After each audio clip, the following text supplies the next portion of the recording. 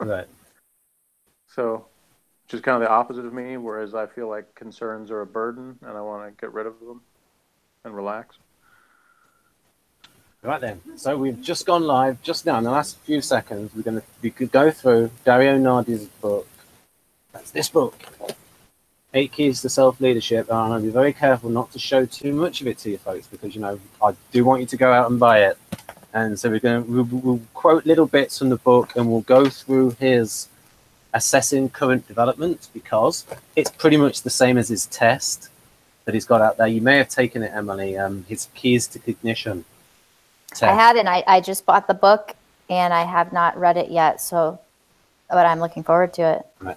And so one of the things that struck me on the first page of this book for this section is where he says, as you develop extroverted sensor. And that made me think about Dario's approach to things where like you can have like a preference for a function and you can, or you can develop it. And so it might be a function that just through things you've had to do that you've ended up developing a function. So for a lot of this happens with TE, where just through people's work experience, they develop TE related stuff, even when they don't like really have a preference for it. So for example, ESFPs and ESFJs can get good at TE, even though they don't really value it at all. So I'll just say what you go on. So what you're saying is like where it made you think as you develop extroverted sensing, it's like anyone has the ability to develop any cognitive function, and in this case, extroverted sensing. Was that like a new thing that you thought of, or was it just like, oh yeah, okay, that's because it's like Dario. It's not a thing that which is static. Like you're born with this type and you can't go beyond it. But he does then also stress something else, which is very important, which is like you have a preference for certain functions, and because you have a preference for them, you tend to practice them more. And because you practice something more, you get better at those things. And I think Jeff mentioned those in another hangout when he was talking about Kersey, where, so for example, artisans will have a preference to practice tactics, have a preference to improvise. And so, you know, perfect practice makes perfect. So they get better at what they do. Whereas I think your husband has INFP preferences, and I have INTP preferences, and we don't have a preference for extroverted sensing. So it's not something we want to get better at. So this relationship between ability and preference is important. It is. And I like that you framed it that way, because I think it could be really easy for someone, just not like anyone specific, but someone to say like, oh, like I don't have that, or I can't do that, or that's not possible because that's not who I am. But I like how you've kind of like opened the door to like, you can, like this can be developed in you. And by doing that, I was saying this to you before we went live, I appreciated with you, like your TI dominant, I am learning to like see it and appreciate it, and I'm learning from it to where I'm like, oh, I don't know that I'll be able to like ever learn it like that, but it's appreciating it in someone else to help you appreciate the value of it, to learn it for yourself. Does you think that? Because if INTPs took time to look around them, then they would lose time on solving all the problems in their head. Yes, that's true. So that's the reason why it wouldn't be valuable. Yeah, it's like see it as like a distraction, kind of like, it's like every second that they're like taking in the surroundings, or like wasting time that they could be working out all those formulas and diagrams and all that. What do you think about that, Jeff? Well, I think or Jeff, like what do you think about that, as far as like what would be the benefit of them not doing that and taking the time in the moment and leaving their head for sensation? What would be the benefit of them looking around? What would be the benefit Well, of learning less likely sensation? to run into a pole. Yeah. It's true though, but when I brush my teeth and go in the bathroom at night, I want to listen to the Peter Schiff podcast and like learn about economics and stuff and theory. So, or listen to like, Yeah, Ben's the only one that I know of that has headphones on when he's brushing his teeth. I don't know anybody else who does. I'm sure there probably is somebody else, but I don't know it. Before we move on too far, I think I better just quickly introduce who I am because nobody knows who I am. yeah. I assume Jeff I hope your husband does. and you. He does, but they don't even know that he's there either. So, that would be a real spontaneity there, if you got married without even knowing each other. Well, we kind of did. That'd be pretty. We kind of did do that. Oh, wow, right. That's very SP. That's very impulsive. We should get that story. That's my cue to come off of. To come on. Yep. Oh yeah. Okay, so I'm Emily. I'm sorry I interrupted you. Go ahead with your fabulous introduction. Sorry. It's quite all right. I'm Emily Daniel, and I am an ESFP. So my driver cognitive function is sensation, then authenticity is my co-pilot, effectiveness is TE, 10-year-old, and NI is my 3-year-old. I assume people who watch this know about that stuff, just in case. And I live in Nashville, Tennessee, and I've kind of gotten into this wormhole of not even Myers-Briggs anymore, just the intuitive world. Through Personality Hacker, the intuitive awakening thing, I think it's great. And I love the idea of bridging the gap the more I learn between sensors and intuitives. And I think it's really valuable.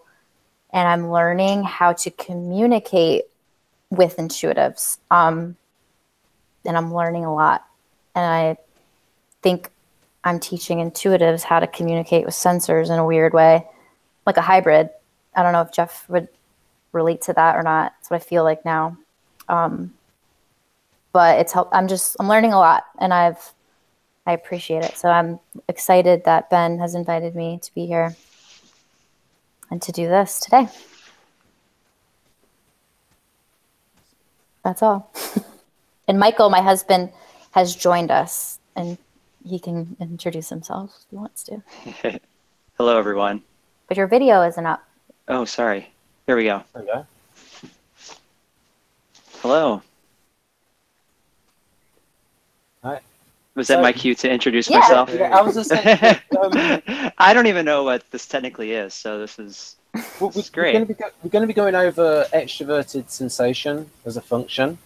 And I think theoretically you might be a little bit like me, where you may not think that this function is wise, but you may see it as a reckless function, that it's about stop thinking, stop feeling, just act, and like be impulsive. Or maybe you might be more developed than me with this function. I don't know, but it's like. What's Michael's type? INFP. Okay. Mm-hmm. So I was just yeah, go on.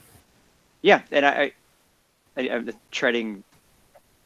So I'm obviously married to a primary extroverted sensor, so I definitely have gotten to know that a lot better than I would have if I wasn't married to her. But yes, it definitely came from a place in the past of like, what is this? Is it useful? So yeah, I resonate with that for sure. And yes, so Emily, I'm Michael, and I'm an yourself INFP. Saying to Michael often something like, come back to reality, or Earth to Michael, Me? like Oh, yeah, like that seems. What's that? Maybe I didn't hear what you said. I said, do you find yourself frequently like, being like, come back to reality, or Earth to Michael, something like that? Yeah, he doesn't like that. Drifting too far away. Like that.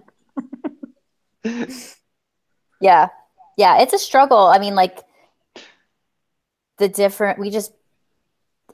like, I don't know how you explain it, Michael. I just feel like we like view everything so differently, and it's like our greatest struggle, but it's also becoming one of our most beautiful. I don't know. How would you put words to that? It's a huge struggle, but it's made me more well-rounded. Yes, it's making both of us way more rounded and also just more mature as people, I think, is just kind of being able to relate with the other and kind of living in the of that sensor intuitive world and kind of, yeah, it's just really, you said it well, like more well-rounded. But yeah, she's constantly saying that to me, and I'm like, what are you talking about? I am in the real world because I'm in my real world, which isn't her real world, and that's where we just kind of, a lot of times our communication breaks down. And we both have FI, so we're like, yeah, very like, I'm right, you're not. So it's, I think we're kind of at this like new point where we've just been through a lot of struggle and like butting heads, and now it's like, all right, we love each other. This is a fact. We always have, we always will. We have to learn how to communicate, but we can't communicate if we don't understand. So we're trying to understand. And I told Ben, I'm like, the timing of this is so great. I'm also very well-rounded, but I'm trying a successful diet plan, so I'm working on that.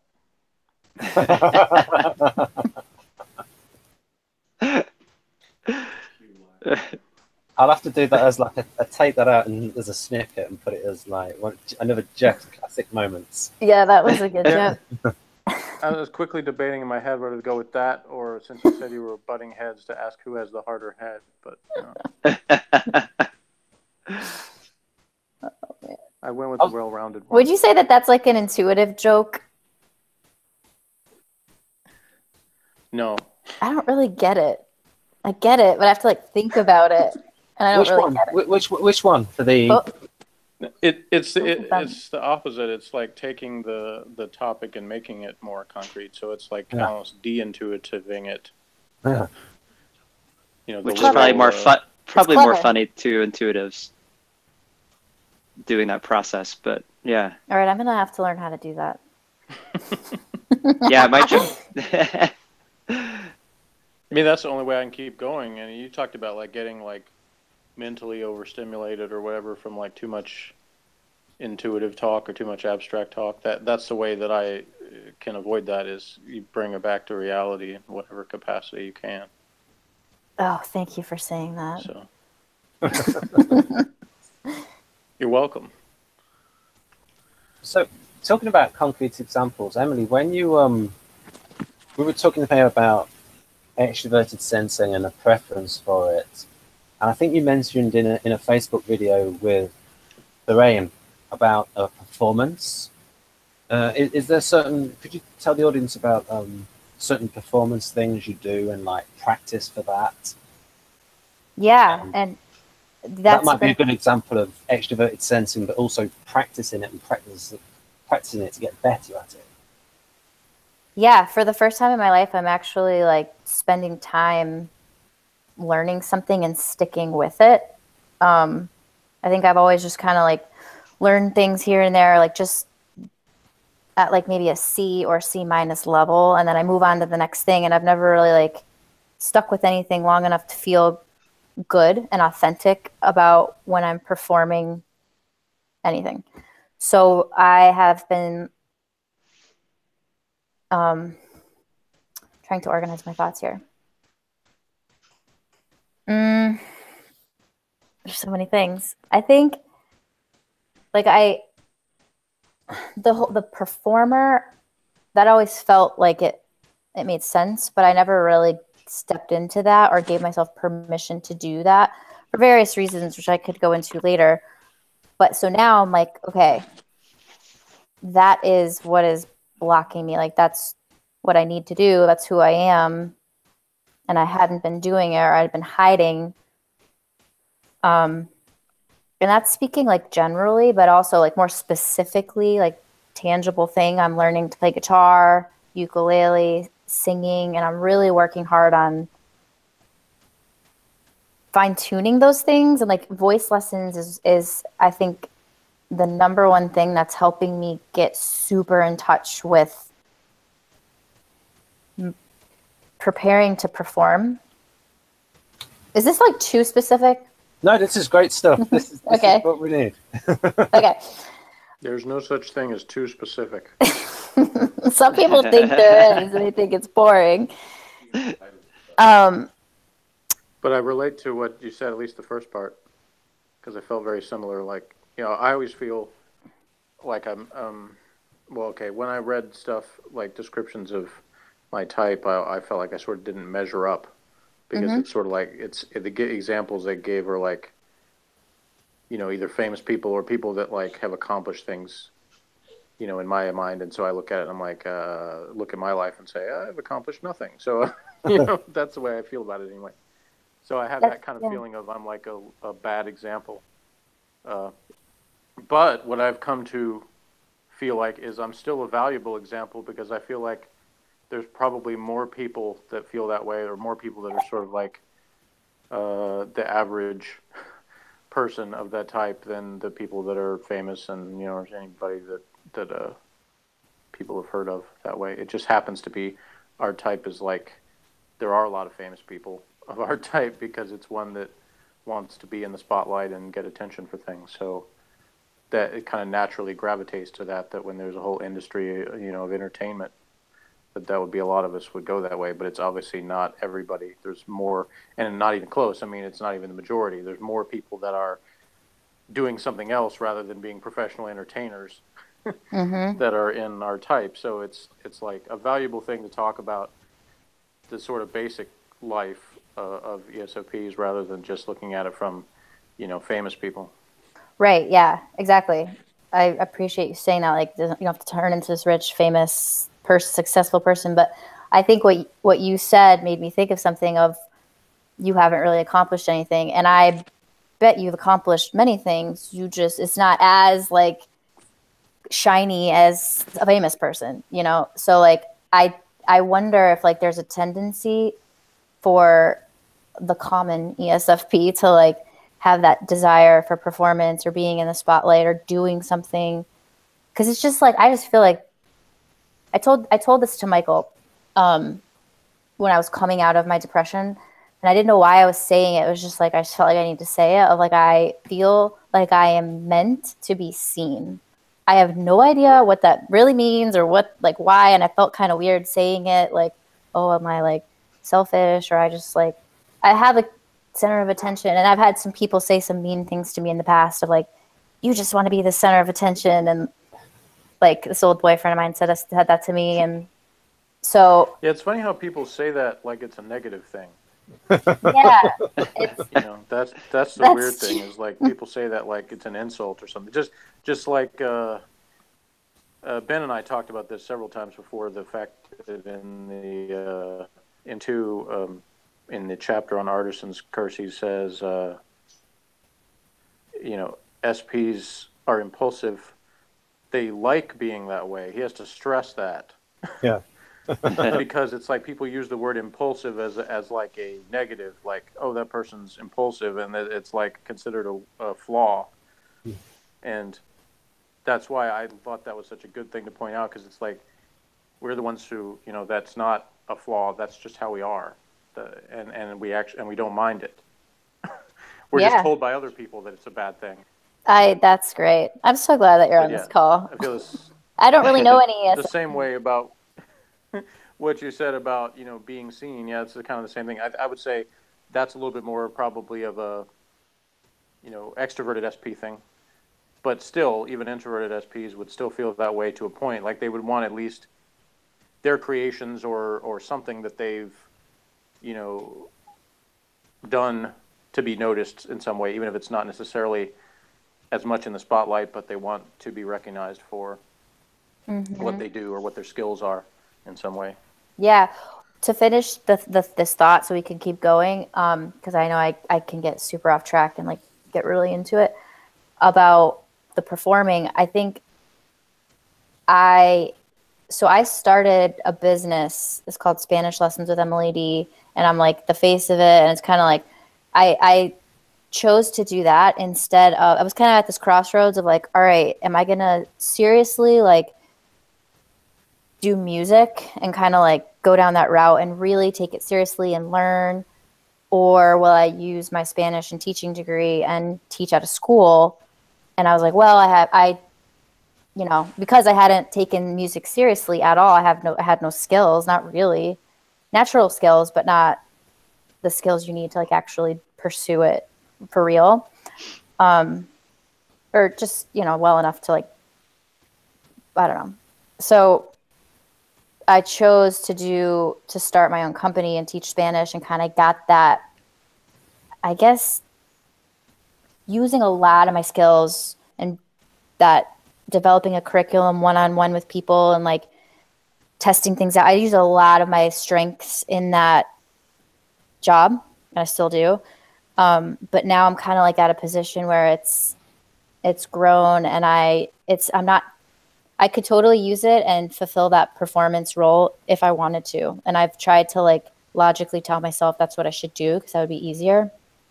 But the music thing just keeps coming back. And I think that's what will make me the happiest. And I think that's what will challenge me the most, even though being an entrepreneur and like starting a business and running a business is very hard and doesn't use my strengths in many ways. So I'm 33. I just kind of like decided to take this seriously, and for whatever that means. I don't really have big goals, but I kind of do. They're nebulous right now, and I know I need to make them more specific. But I think I just have like a fear of doing that. But I am taking it seriously, and I'm noticing myself do that, and it's different. And I'm kind of like, all right, just paying attention to that. And I could talk more about that as we go, but that just kind of sets the stage for more specific things to come. Because I'm learning a ton about sensation through doing this and performing and all of that. If you click on my square, Emily, you'll see this graphic, and this graphic has some bits it has quotes from Kersey, it has quotes from Jeff himself, and it has quotes from Dario Nardi. And so this is like the essence of artisans and of extroverted sensor. Obviously, the quotes of me are the most important ones, so remember those. Like, whatever we do the hell out of it. I will not be scheduled. Yeah, I think that's me just like making it up. I don't think Jeff has actually said that. It's said, at least not to me. I sort of imagine that SPs can say that. I will not be scheduled.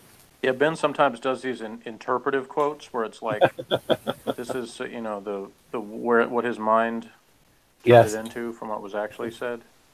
And the intuitives tend to do that too. It's like, you know, again, that detachment from reality thing. Yeah. Yeah, and I know Michael has to go in 15 minutes, and I'm curious to know, like, Michael, what's your impression, or like, how do you feel about SE, like, for yourself? Like, is that something that you've ever considered, like, that you could develop or that you want to develop? Or is it like, I don't think I have that one? Or how do you experience it for yourself? For myself, I guess I've never really related with it until I've kind of seen it in you. And can you be a little bit more specific on that question? On like, tell us your life story from the beginning. So I was born in I don't know, Ben, do you have, maybe could you help me come up with something like that? Because I know you guys have similar cognitive functions, and you've said that SE is in the position would that be? Yes. It's, or just for... Yeah, it's apparently in the socionics model of INFP, which we'll say is like FINE, is it's the weakest function. So it's the opposite vertness. It's the opposite vertness of the tertiary. So because your tertiary is SI, so you can flip SI to SE, and you'll get the weakest. Just like the weakest function so for example, socionics can also predict that your least favorite type will be ESTP, and that their weakest function is FI.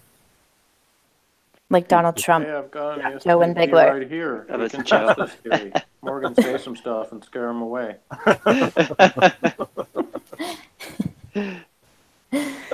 Like, is it something like how do you see like how it could be valuable for you, or is it so like for like we were talking Ben and I yesterday, like my weakest one, I think, correct me if this is not right, would be TI, or is it NE?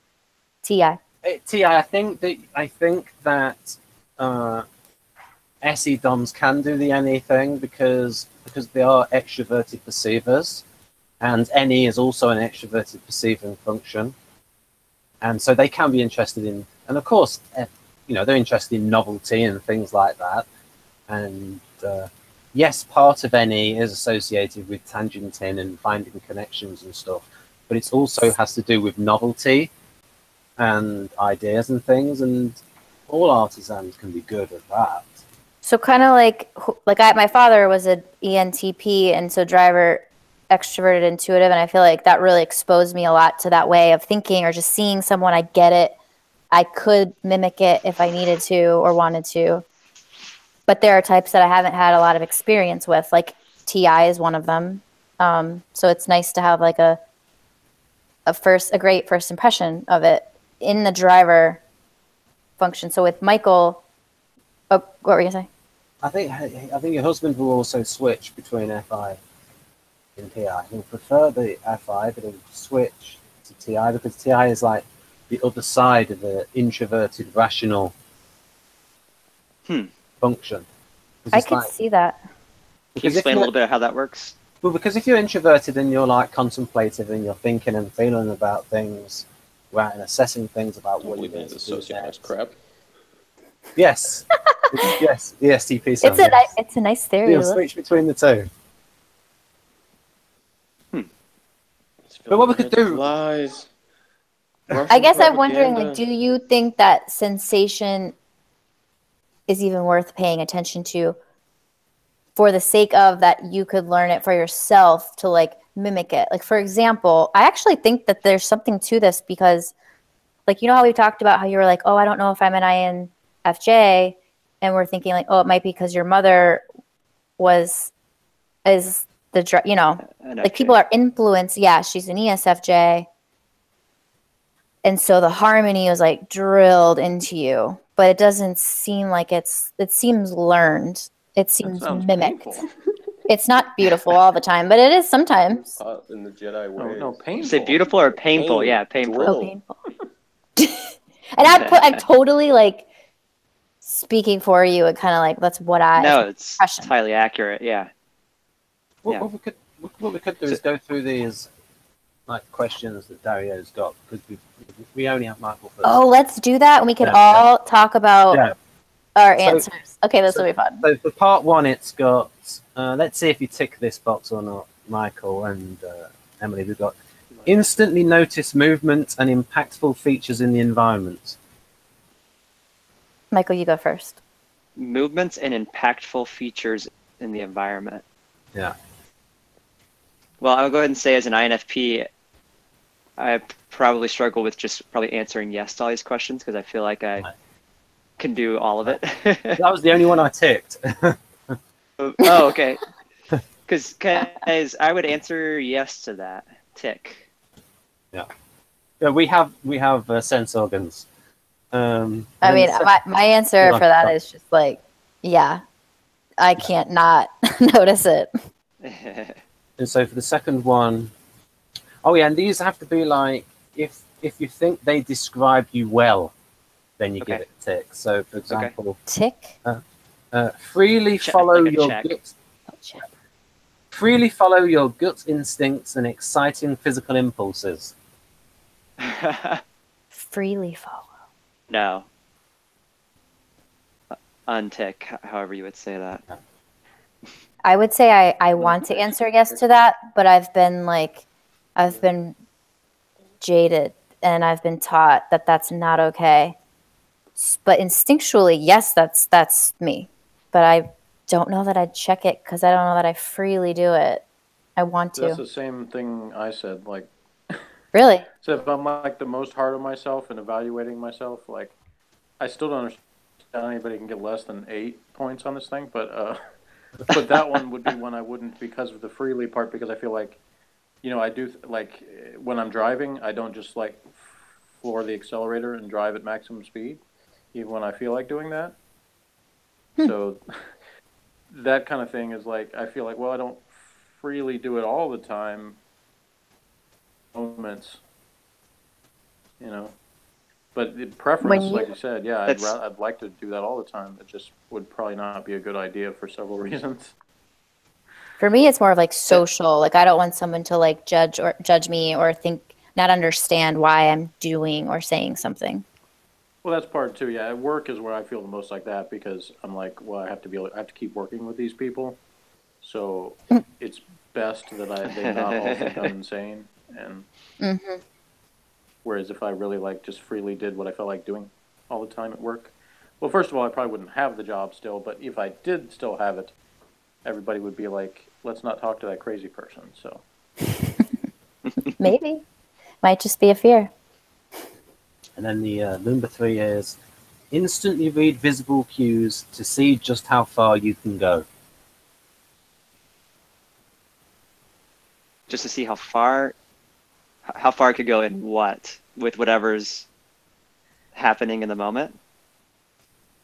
I think this is about the SPs like to test boundaries. Yeah, I don't know.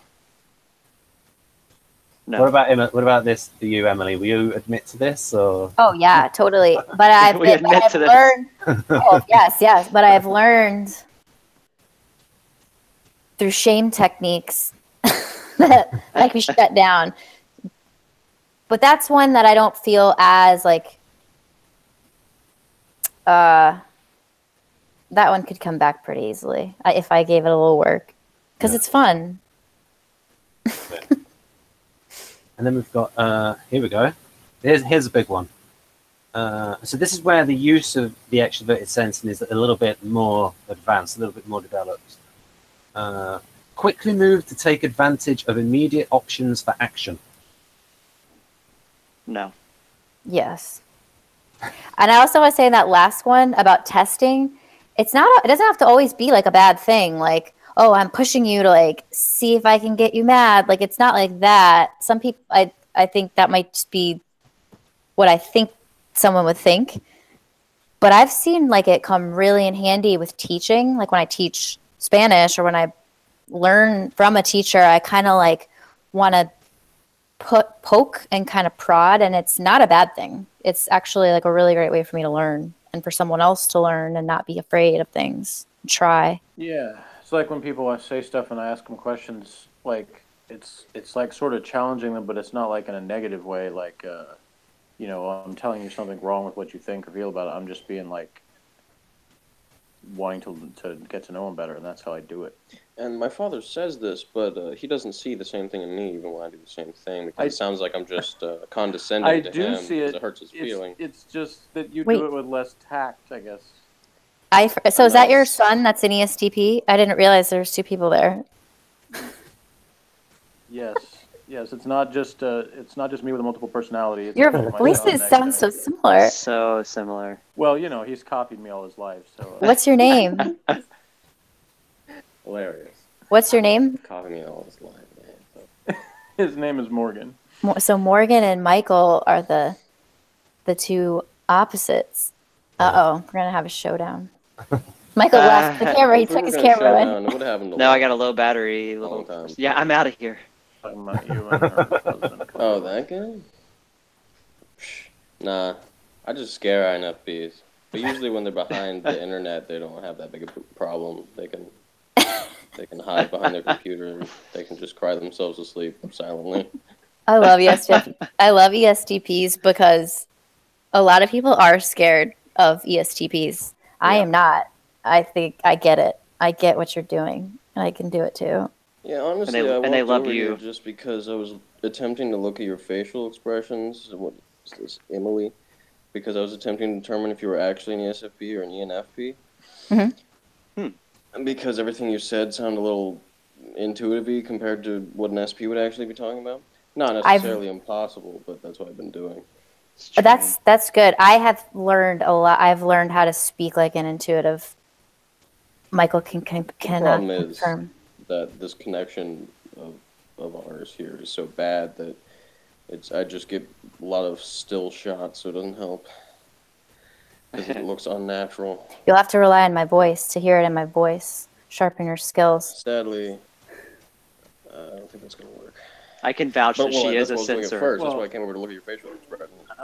Life between Michael and I would be so much easier if I was an ENFP. I wish I were an ENFP. Wish you or that you were an ISFP. I don't wish anyone to be an NF. Oh my gosh. Spoken from a true ESTP. Classic ESTP. Classic. All right, let's move on. Different views on that. I like NFs. It doesn't mean I always like everything they do, obviously, but I don't have like an aversion to them. In fact, I tend to be attracted to ENFPs. Yeah. Okay. Well, let's move on. The next one is easily get in sync physically with people and things around you. Oof. Not really. No. Yes, unless I'm like having a bad day, or I'm in my head, or I'm in the grip, or I am going along with something just to go along with it. Which I don't. I'm trying not to do that anymore. Do you think this one's a little bit different for you, Jeff? This one about the other factors might come into play, like if, say, someone feels insecure. Yes, that's a good question. What was the question? It was about this point here. Easily get in sync physically with people and things around you. It's in sync. Boom, boom, boom, boom. Where is? I hope that we have an ESTP son, Michael. That'd be the best. Oh, dear. Oh, dear.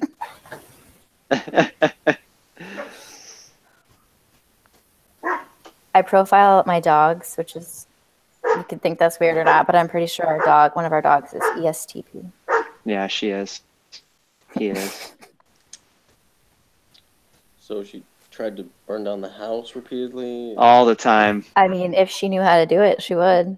Like, she's gotten abusing you too? Yeah. These are all the common traits associated with the STPs. I'm pretty all the sure. above. Gotcha. See, I think the dog that lives below us is probably ESFP because he just barks all day because I think no one's playing with him. And our other dog is an ISFP. Because I think if it was an ESTP, he would have like busted out of there by now. Yeah. We found a way to just break loose and break something. Yep. So throw the trash all over the house. But instead, it's just arf, arf, arf, arf, arf, arf all day. Okay, we've gotten way off track. I thought this entire thing was about dog types. So that's why I guess I'll go do something else. Those of you tuning in, we're talking about dog types today. And then we've got for part 3. Become totally absorbed as you move, touch, and see what's around you. You do that, Emily? Do I do that? Yeah. I do, but when I spend a lot of time or I'm with a group of intuitives, I feel lonely doing that. I feel like I am missing something in a way. I think that's something else too. That's like a weird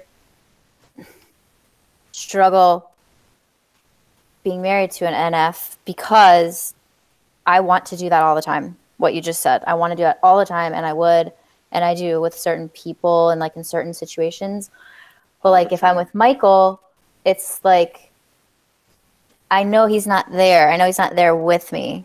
I don't know how to explain that. So it feels kind of weird doing that because it's like we're together, but we're not there together. Does that make sense? Totally. Yep. Good. I feel in sync with you on that. Yeah, it's there's something just really fun and connecting about someone that chooses to be with you in the moment. And just like I think it would feel fun for someone chooses to be with you in the intuitive moment. Could you give us some examples of these SE moments? Yes. What are they? Or is it not right for the hangout? Oh no, I hadn't thought of examples. But I know I can. Michael, do you want to say anything about that while I think of an example? Just that's, I mean, completely true. It's every single moment. Emily, no matter what it is, where we are, what we're doing, she wants to be in that moment and synced kind of with whatever it is. And so anytime I might kind of go off in my head and like start making connections about something or disappear, like that's very kind of jarring to her. But sorry. Yeah. And so, I mean, it could be just walking down the street and I see something happening that makes me think of this or that. And then I'm off like down this rabbit trail in my head. She's like, well, you know, in the past, she would just kind of shift her mood and then it would just, I mean, things would just get off sync and then we'd be disconnected. I get like mad about it. What is going offended, on, you know? Offended. Like, what's wrong with you? Like, why don't you like me? Why don't you want to have fun and like connect? Because I experienced that I'm with here. everybody else. It feels like with everybody else, it's like, or some more than others. But even like intuitives, like they know how to do it. But when you live with someone 24/7 and you're married to them, but I will say, like, if I had to put a percentage to it, in the past, it felt like you were with me, like present in the moment, like 95% of the time. I mean, not there in the present moment. Because it was kind of like you were trying to like half do it, half not do it. And I've seen you, I think this speaks to what we were talking about. Like, is it possible or can you learn or adapt, develop other cognitive functions? I've seen you like improve it. I don't know how to like, if this is like going too far on this video, but like sex is definitely one way that like, like, I think it just makes it easier to do that. Or like, I don't know. I don't know how to navigate that because that is like who I am. Can Jeff tell me your son's name again? What's your name again? Sorry, I won't forget again. Morgan. Thank you. Right? Will you forgive me for forgetting? You don't have to remember. I'd rather. But I want to. I'm not going to forget his name because I don't want to upset him. Morgan. Sorry, his real name how do you guys like? Agent 365. How do you guys have you experienced that? Like, am I like alone in that? What's is that? I have no idea what you're asking. That of like, have you ever dated or I don't know how old you are, so I can't see you, like married or engaged, like to a intuitive person that like is not in the moment with you. They won't. I'm asking you. You asking him or me? Oh gosh. Okay. Either one, right? I mean, you're both. Yeah. Anyone like SPs, right? The question was, it didn't help that he's interrupting. We'll stop. I wish I could see you guys. Yeah, he doesn't want to be on camera though because he thinks he looks like a bum. I do. I'm very self-conscious if welcome I'm on to the camera, club. then I'm distracted by what I look like. I understand. Myself. I understand. But obviously, you saw my videos, so you know what I look like. So. Yeah, but I don't know what Morgan looks like. How old are you, Morgan? Just so I can have like a frame of reference. Tell the truth. I'm 18. Yeah. All right, and you're not messing with me. Well. No, he's not. He really is 18. I have to check. What would be the result? Like, I don't know. I'm not sure what saying I'm 18 lying about that would, like, what would that change? You could find it like funny. Did you think I was to mess with me? 30 in, or did you think I was like 8 and pretending I was 18? I don't know. Again, we're getting so off track. So you're like, I totally have. It sounds to me like Okay, I think I know what's happening here. I'm gonna keep it to myself. Because I sure don't. She looked offended as she said that. I was going to say that a long time ago on a forum called Typology Central, I started a topic asking, what's it like to not live in the moment? Because I kept seeing these descriptions of SP types that would be like, they live in the moment. And I was like, I've never known anything else. The most is like, how can a human being like... That's where I think Morgan is. Like, that's where he is right now. He cannot understand like anything else. Do you think that's true, Morgan?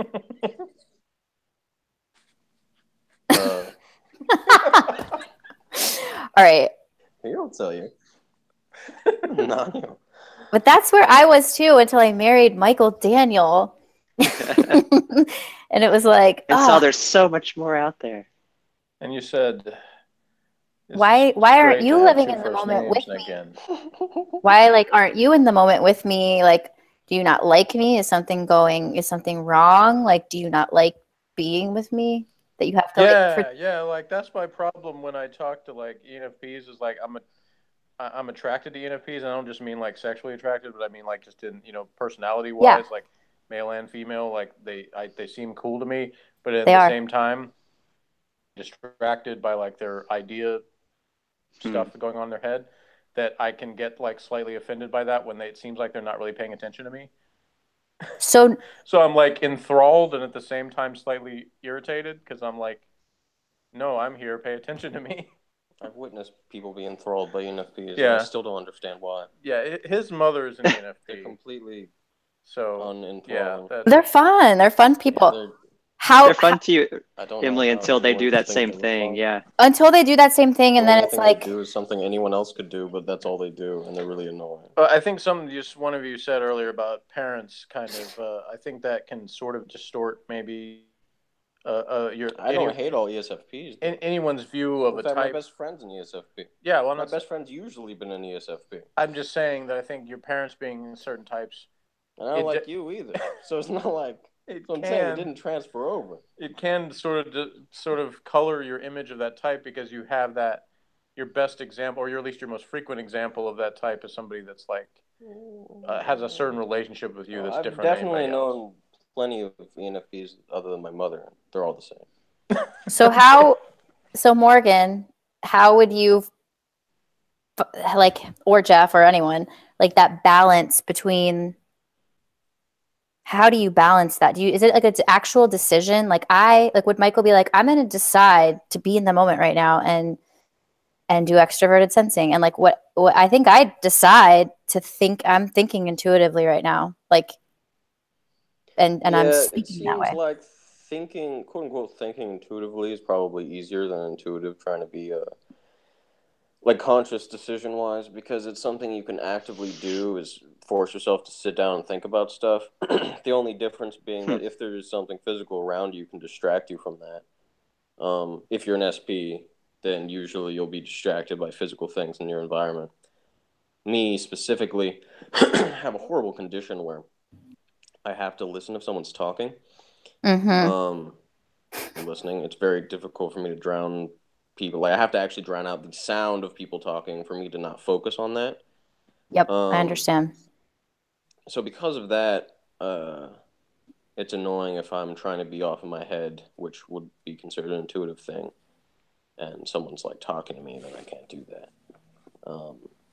But you can, by the way. You just haven't like developed it yet. A lot. You said you can't think that way, or you can't do that. You can. Yeah. It's just like really. I was saying if I get distracted. Oh, I see. Okay. Because I can totally be convoluted and think in my head all the time. I do it all the time. Got it. Okay. If I'm distracted by something physical, which I consider a good thing, then that takes me out of it. Got it. It seems like proof of being an SP as opposed to some sort of intuitive, even though I do plenty of things that would be under an intuitive's list of traits. Meanwhile, intuitives, the only ones that I've seen, well, I've seen intuitives who admire qualities in me, like as an SP, things I do. Usually just like physical achievement, like playing sports and beating people up, stuff like that, where they like watch me do that and they like think it's this cool thing. Mm-hmm. But it's just like that. They find it like, novel, like you said before, as opposed to actually wanting to do it themselves. So it doesn't really seem like intuitives find much value in actually attempting to be like an SP themselves. Well, they like to admire, but they don't actually like to do anything with it. Often, in my experience, The closest I've seen to actually trying to do it is like INFJs, like Sasha, that like have this sort of alternate personality that's like an SP yeah, well, type. that's a little different. But they can only do it for so long. Enough's they like have to, doing that alternate life before they have to thing. go back into themselves because they can't sustain it, since it's not like the natural way to be without like some sort of drugs or something. yeah. That's why all NFs are on drugs. So the balance, that kind of actually helps answer my own question of like the balance would be That's good, a limited. Yeah, thank you. I was all really like insightful and really well thought out. Like the balance would be in knowing that's me. The other's limit. Knowing the other's, it was well articulated. All right, it was well articulated. Well, okay, I'll give you that. Okay, it's the balance of just knowing for a fact that the other person has limits. Like before we got on this call, I told Ben, hey, like I need you to know, like I have a capacity for intuitive, like I have a limit and I get mentally exhausted. I'm fine because we're talking about the stuff that's very engaging and interacting. And there's 2 other extroverted sensors here, which I'm so happy about. It feels good. Yeah, that part kind of sounded like an NF too. They're can't talk to me for an extended period of time because even though it's usually her initiating whatever conversation it is, and she is talking about some convoluted intuitive crap, and I'm just talking with her, like just reacting to that, so I'm just on the same playing field doing the same thing. And yet I'll still tire her out very easily. She gets bogged down, as she puts it, by information and says she has to go process it or something before she can continue talking about it. I could see how like an ESTP and an ENFP would have difficulty getting along or understanding or talking or communicating or understanding just because of the introverted thinking and the introverted feeling. I think ESFP, yeah, it's obvious. I love ENFPs, but because I feel like they just get it. But there comes the moment, it comes every moment where it's like, okay, I can't talk about this. ESFPs would murder ENFPs? Yeah, I wasn't quite sure what you said about ESFPs. Ben, are we like derailing your plan? No, it's fine. It's good interaction. Apparently, Jeff says that your sound cut out a little bit when you said something about ENFPs. Yeah, it's on our end. The internet's not real good, so I missed what you said about the difference in ESFPs first. All I get is a still image of you. And I don't want to miss that because anything that's about me, I always want to hear it. What I was saying about the ENFP and ESFP, the difference, it's cut out. Yeah. The difference is just. I find that being with an ENFP as an ESFP, if we are out doing something and we're moving around and we're active and we're having fun and it's engaging and things are changing and like different environment, great. We could talk for hours and it's usually around introverted feeling kind of stuff. Mm-hmm. And it's fun. And then if we are like sitting down at a table talking, then it's very clear. I just want to get up and go do something else because I have a capacity. So most of your best friends are ENFPs, all of them.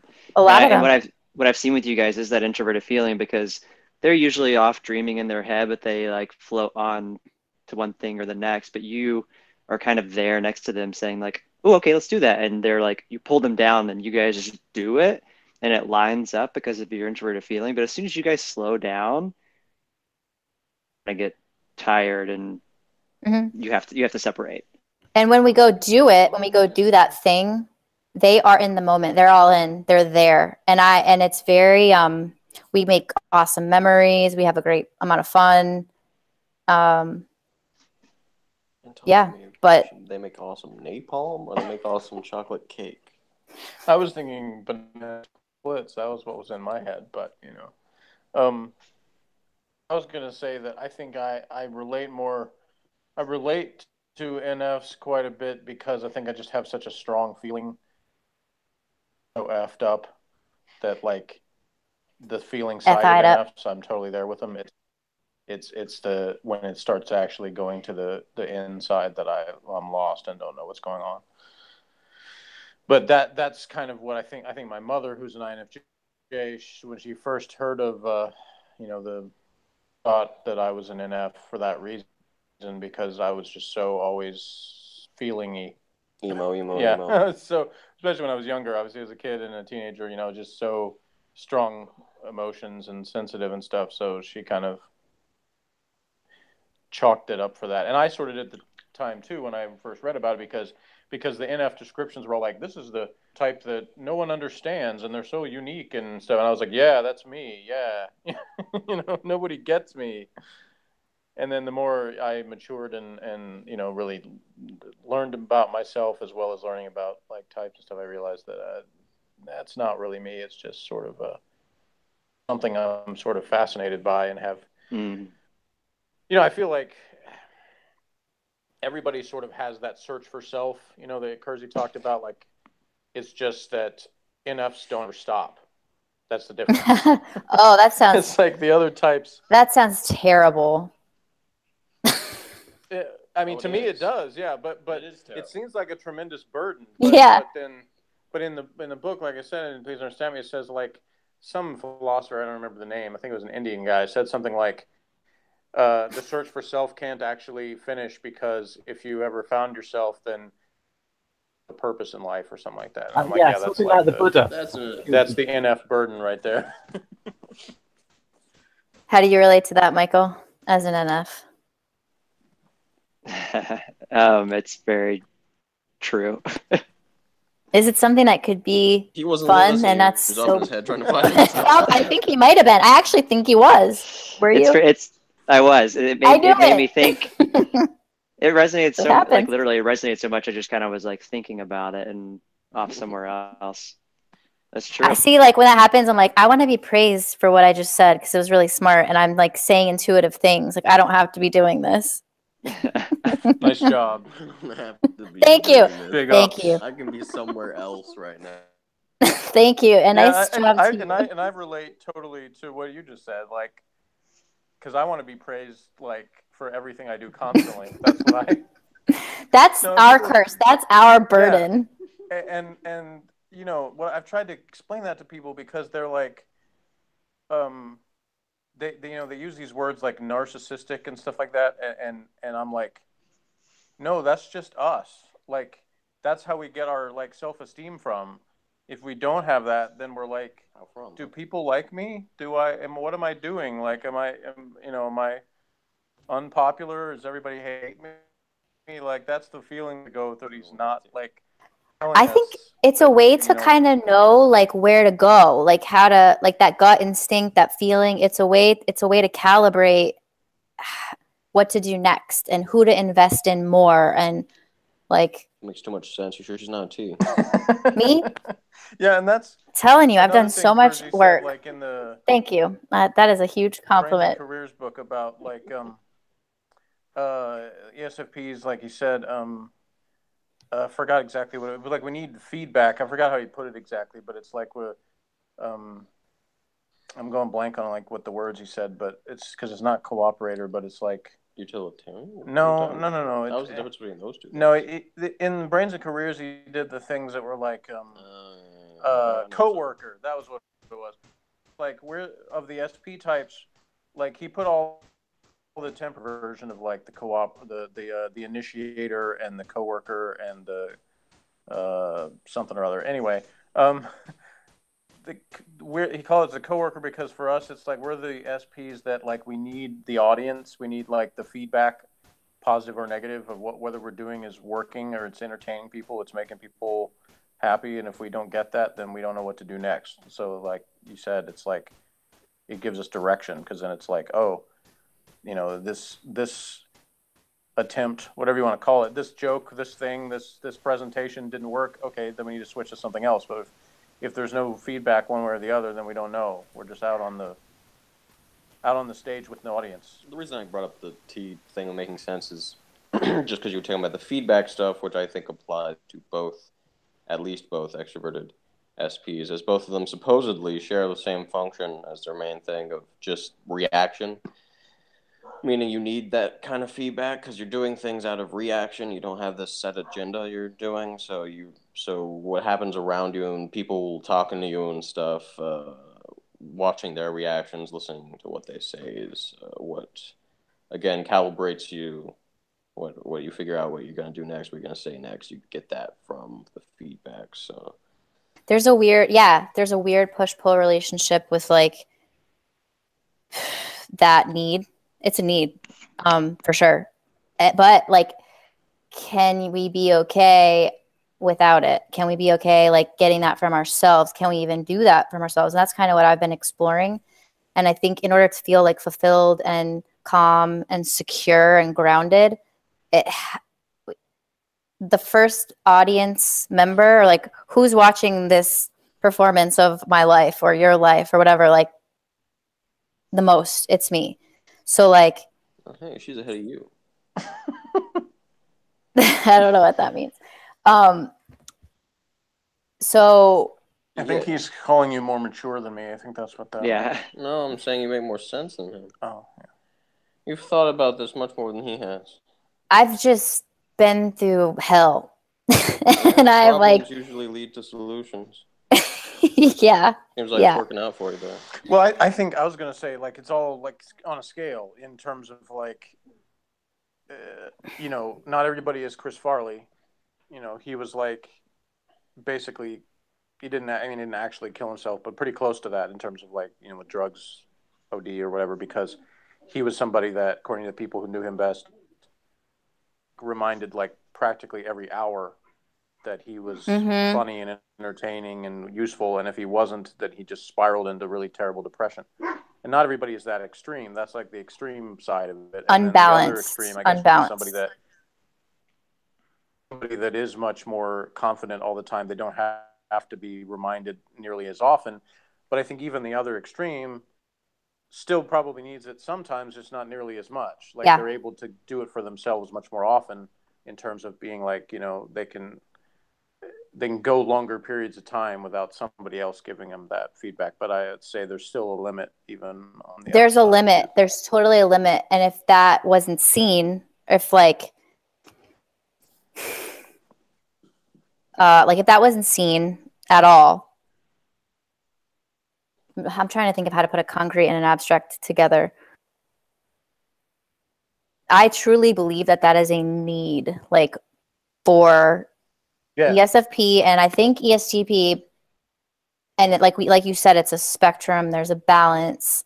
You can have super unhealthy, healthy, somewhere in between. But like the need, that doesn't go away. Like that's still there. Where getting that internal validation, like from yourself, like so with ESFPs would be values and like what do I believe and who am I, what do I want. Otherwise, I'll just be floating around like just not attached to anything or anyone or any belief, or you know, everything is relative, and that's just, it's fine for a little while, but it's not forever. And that's why I say I crashed, went through hell, and realized that. And for ESTP, it would be getting in touch with that introverted thinking and like really getting like not being threatened or defensive about. This is where I don't know too much about the introverted thinking and accuracy. Like, yeah, like you believe that, and you can talk about it from a very calm and logical place because you've thought about it and you believe it and you're open. It's hard for me to tell you when you break up like that. Totally open to like new information and not threatened. I tried to explain to like I mentioned a certain INFJ earlier, and what I tried to get across to her was like the thing that she would feel like unfulfilled if she didn't feel like she was helping somebody, you know, and that's why Kersey called INFJs the counselor type. And it's like she always wanted to be helping people. And so if she, in her job, like it kind of got further and further away from that. Like the things where she actually had a chance to help people, like those jobs were taken away from her, and she was given more like, you know, accounting work and stuff that was boring for her. And I try to get across to her that, like, you know, when you look at somebody who's in the SFP and they're saying like they need, you know, what she called giving me a big head, I'm like, I need that the same way you need like that feeling that you're helping somebody. It's the same thing. It's what I'm so glad you said that. have for our self-esteem. Yeah. Okay. So bringing that into play, like what would be INFP? What would be INTP? Like, because I like that, because I think ESFPs and ESTPs do get a super bad reputation for like, oh, you just need to be the center of attention and you're narcissistic. Like, but that is actually need, and it's downplaying the need. It's dismissing it, and it's just like, you don't need that. Like, you do. It's just like make sure it's balanced and healthy. Yeah, and you have to like. Misunderstanding is common in life, as most people are not going to understand a damn thing. So, well, you can't rely on them for that. Since we have an INFP and an INTP here in this chat, yeah, then how convenient. Then this would be a good opportunity for them to chime in as to what gives them self-esteem. See how I'm trying to bring you into the conversation? My and not guess ignore you? for good INFP job. is crying. Oh, he's testing you, Michael. He's testing you. He's testing the limits. I'm trying to think, because I'm also wondering if there's something with that kind of outer world validation that I don't necessarily relate with, and I don't know what that really is. I don't know if it's because I'm driving with like a judging process. I don't know. I'm just kind of guessing. Do you have some sort of like self-check you do where you like constantly think about whether or not you are authentic? Not just like in what you're saying, but like your thoughts or something? Like you're being true to yourself or something like that? Yes, but what is that self-check? I don't know. That's kind of just always present. Well, that's what I was talking about. That sounds like something that could fit in that slot. Mm-hmm. Emily, you said something about alignment. Because it's not even just a check. To me, I think of it as a check, but if it's the thing you're always doing, then that sounds like it fits what we're talking about here. Mm-hmm. What, Ben? Emily, in the hangout, in the Facebook video thing with Thorane, you mentioned something. He may have said alignment, or you may have said alignment as a way to explain FI. So yeah, I can explain FI as best I can, but keep in mind that that's my co-pilot position, and it's something that I ignored and skipped over for a long time. So I'm like kind of getting a handle on it, but it's FI. So maybe Michael can elaborate more. FI is a decision-making process. It's very based on like values, beliefs, who am I? It's very much about inner alignment. So if someone who had FI in their cognitive function was out of alignment or acting like behaviors that acted like outside of what they believe, they would be out of alignment and feel anxiety, maybe, for example, or worry, or like just maybe like wheels are spinning. But for me, like I experience it as a compass. It's like a compass. So like that's how I know if I'm going toward the right direction. I don't even know where I'm going, but I just know it's the right direction. And that's what I love about being an ESFP. I'm okay with that. Like I don't need to like have my life planned out, and but there's a balance of like, okay, I don't want to get to that next step and feel like, oh, why didn't I take my life more seriously? She's been doing this for years. She's explained all of that so much better than you seem to understand it. We do not put your father down. That's rude. $79.99. Okay, let me keep going.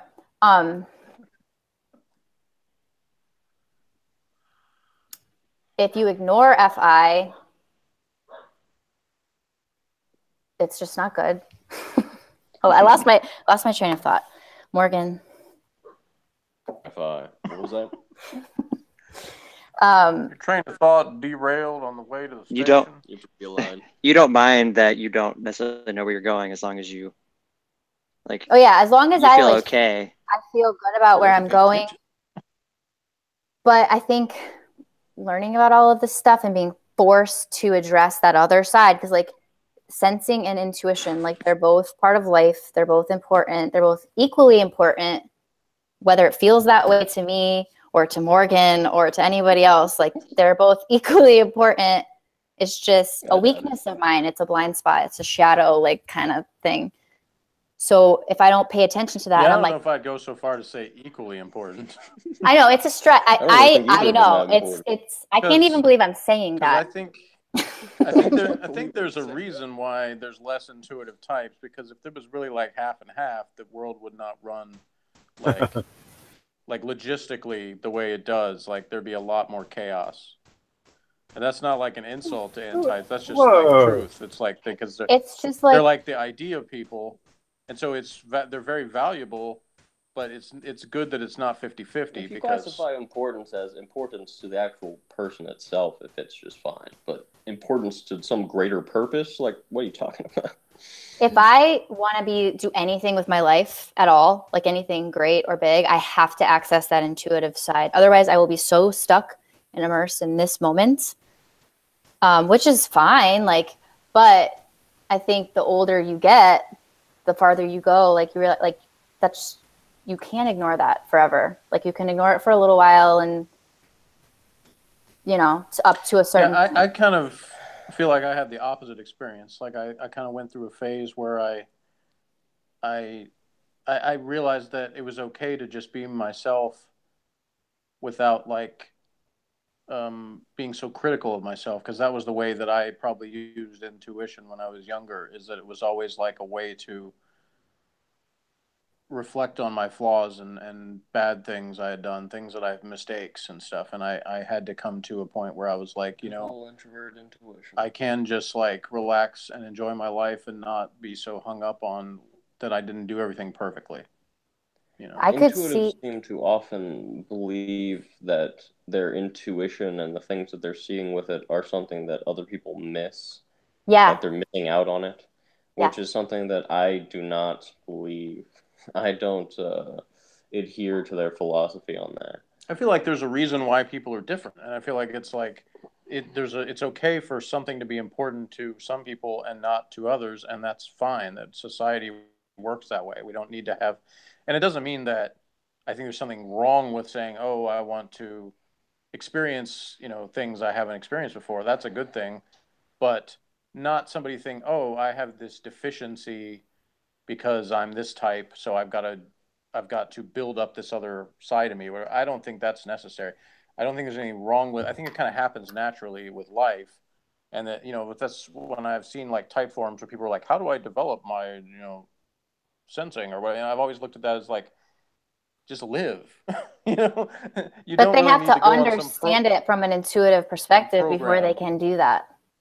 See, I don't think so. I don't think that it's necessary to have some kind of grand. I mean, it helps to understand other people. That's what I try to do. Is the more you get to know individuals, and you can, and you know, stuff, typology and things can help me like have a perspective on different types of people and say, oh, you know, do you look at it this way? I can ask them questions and like, you know, that's a way I can possibly connect with people to say, okay, you know, now I know this about, say, INFJs, for instance. And, you know, the one I mentioned earlier, we started out when we first started working together, we had this communication barrier where we could have a pleasant conversation, but we'd always sort of hit a wall where we just sort of go our separate ways because we couldn't like connect. And over the time that we talked over several years, and typology was really sort of the thing that knocked down the wall, because as we understood each other's types, then we understood each other's individual selves more, and then it just became a lot more natural to talk to each other. I mean, not only learned more about each other, but we helped each other learn about other people in our life that were the same type, or at least the same temperament. So we sort of had that. That was a huge benefit to me. That's the benefit of typology. Like if it was just learning a bunch of diagrams and models and things like that, I would have no interest in it. It's only same here. In the way that it helps with understanding of people and connecting with people that it has. Ben, however, loves models. Yeah. Well, and that's not to say that Ben doesn't like to connect with people, but I also think he could be happy for going much longer with it just being like stuff on his whiteboard than I could. But for Then me, you though, could, yeah. I'm not happy when it doesn't fit reality. It has to fit reality, or because I It has to be practical and Yeah, make you sense. still do socionics. yeah, I know, and I've got a little problem. Well, he's with trying to relate to the socionics Russians' sometimes. reality too. The Russians made up reality. I mean, If it wasn't, Apparently, Russians did, spend a lot of time gathering in groups in taverns. So that's like, I mean, all that if stuff about like the you- quadras is always like worded like they're, which of these groups in the tavern are you? yeah, I mean, All they do for fun there. That's all they got. Apparently. I mean, if What were they you gonna use like Dario's definitions in the socionics models, then it would work better. And that's what I tend to do in my videos. Is I'll use the definitions from that they use, like the MBTI uses, and then you get a better result rather than just saying extroverted sensing is all about aggression and power. Well, no, that's just too. Pretty much is though. Well, maybe for you, Morgan. No, it's all about entertainment and happiness and smiles and laughter. until it isn't, until they crash and burn, like it just, you can see, I have good friends that are ESTPs, and like, you get on the wrong path and you're like so focused on the path, and you're just like in it, and you're never raising your head, and like, that's basically the difference between sensing and intuition. I, as a sensor, extrovert sensor, prefer to keep my head down in the moment, in this world, in this life, but it's not down, it's like happening, but lifting it up and like looking out and big and like time and. You're saying you're vulnerable to a left hook, man. I think she is. Oh, I can She's really take care of myself. Something that I've already understood, but I simply disagree with. That's fine. That's totally fine. You're using your looking up and openness to see a very narrow path that's already been laid before you. Tell me what you mean by that. Well, because you're talking about how like, oh, I can see this intuition stuff because I bothered to actually look up, but at the same time, it's like a glance up. It's a glance up. It's not like I want to keep my head up. Well, I don't know. I don't know if you came to it yourself or, well, probably a combination. Somebody said something, and then you thought about it, and that's what the conclusion you came to. But the idea that, like, being a sensor and focusing on such sensory things and is some sort of avoiding of intuition, and because you're doing that, you don't see things that you would if you used intuition, just seems like a fallacy. Because, first of all, I've been around a lot of intuitives. I think, first of all, just to interrupt my father, not because I was going to go on a long list. I've known a lot of intuitives, and I often, when they start talking about such intuitive things, where my father would get lost and just want to go, I understood them completely, but it just didn't, like, add any sort of, like, it didn't help anything in the situation, didn't actually do anything. So, yeah, I didn't spend a lot of time thinking about it, but I could understand it just fine. But the reason I didn't spend a lot of time thinking about it was because it wasn't useful, not because I wasn't willing to see it. It's like hand in hand, man, because it's like I look up and my sensing is like there's a stain on the ceiling, and my intuition is like I hope the roof doesn't cave in on my face. Yeah. And I think that whatever metaphor I gave wasn't a great metaphor. What I said was specifically what I think about ESTP and ESFP because of having that intuitive side, because every human has a sensing and intuitive side. If you believe all of this models and all this stuff, those two types. If you don't, then why are you here? Like, Because I was invited. Oh, okay. Well, that's fine. In the model, using the model. Well, he doesn't even go to the school. I'll just say one thing, Emily, is that Jeff comes more from the school of Kersey.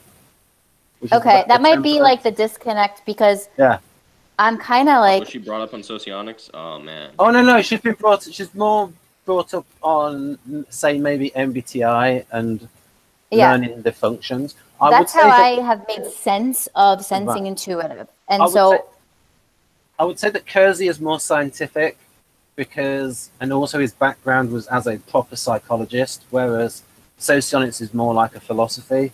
But with Kersey is actually looking at observable things like how people use speech and how they use tools, and it's at least and a I good would also diagnostic take this system. moment to point out that the MBTI itself does not mention functions. Yeah.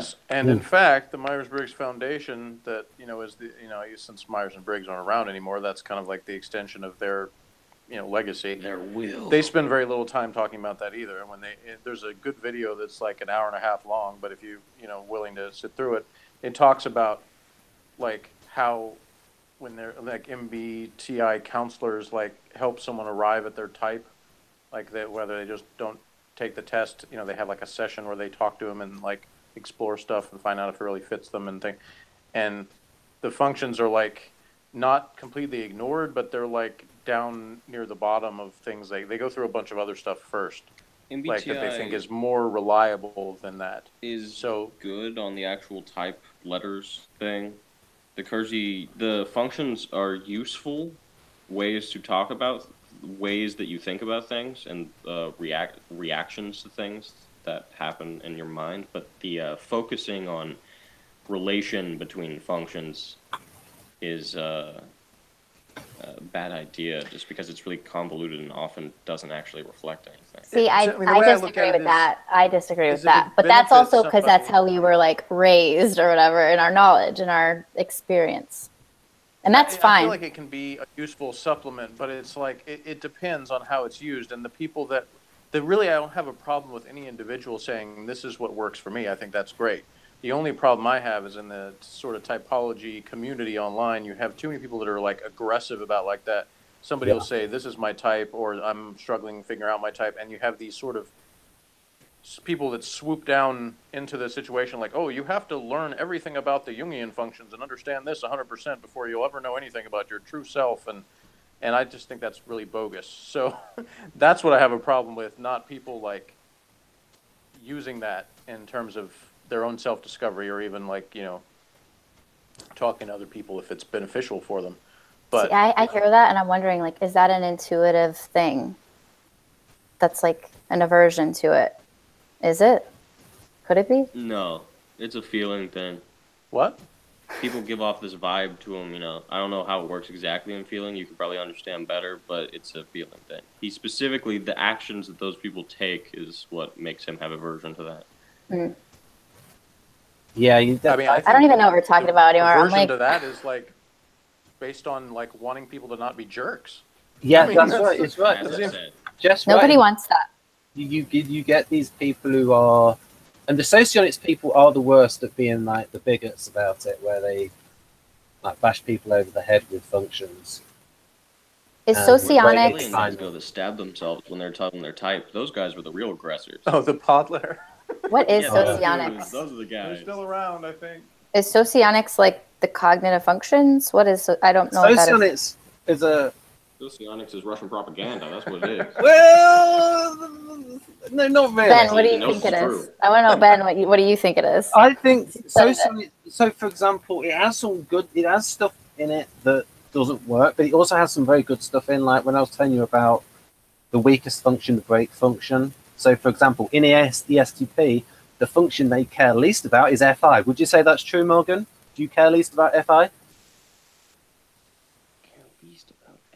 Care least about out of all the 8 functions. I don't know. Extrovert intuition is like super useless to me. So it seems like it has like no purpose. So I think I'd actually like care about that one the least.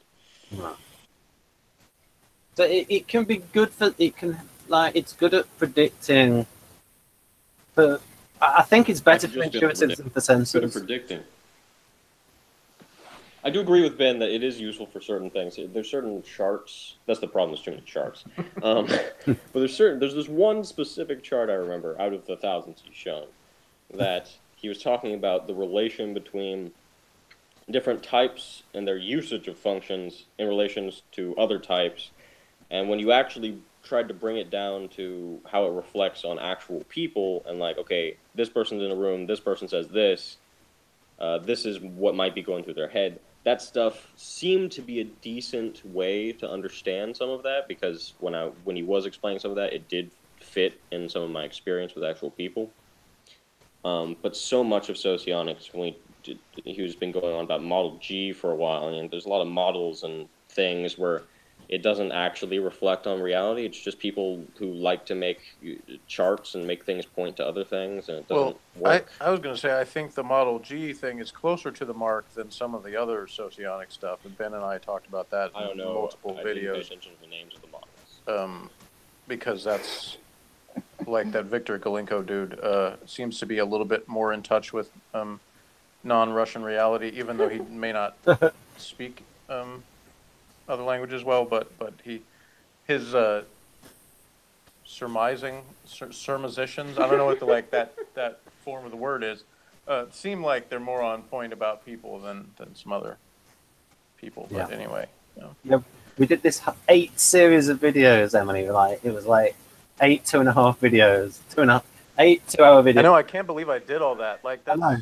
You're very disciplined. That's like, now I'm like, the idea of me doing like that shows how desperate for attention he was. It is, yeah. Like, that I was in a phase where I could sit there and talk. Well, the thing is, Ben knows how to make it about me, and the more you do that, the more I can talk about it. Even if Ben is like thinking, oh, the e to the 6th power needs to go regurgitated to the 2nd square. Yeah. You know, as long as I get to talk about myself, then we can talk about it. You know? Well, I gathered that as I watched him just kind of like watch the three of us just talk, and I could see his wheels working, but he's just not in. I remember when I did a video with Jeff. He specifically told me that he was going to go when he got to the end of his water bottle, and I was looking at that water level in his bottle. Adjusting that, how quickly have I got to go to fit this all in before the water gets to the end? Yeah, it was. And if I had known he was doing that at the time, yeah, it's good when you don't know, because otherwise you'd be playing with that. Yeah, I would have been like raising the water to my mouth and then taking it down, like just to mess with him. Yeah, there's a lot of things. If you want to get a reaction that's not just an SP screwing with you, you have to make sure they don't know you're doing it, because it will take a lot of opportunities to mess with you. That's why I asked you if you were really telling me the truth about your age. That's why. Because I can't see you. What am I fun of lying? Oh, I also messing, joking. Because you seeing someone, you automatically know their age, like No, but I could know, like, yeah, like, are you 30? Are you 20? Are you 16? I have no idea. I can't tell. His son is 18, aren't you? So he's probably not 30, Emily. If he's 30, I believe you. I believe. I thought I was, or else I was doing some things at a pretty young age.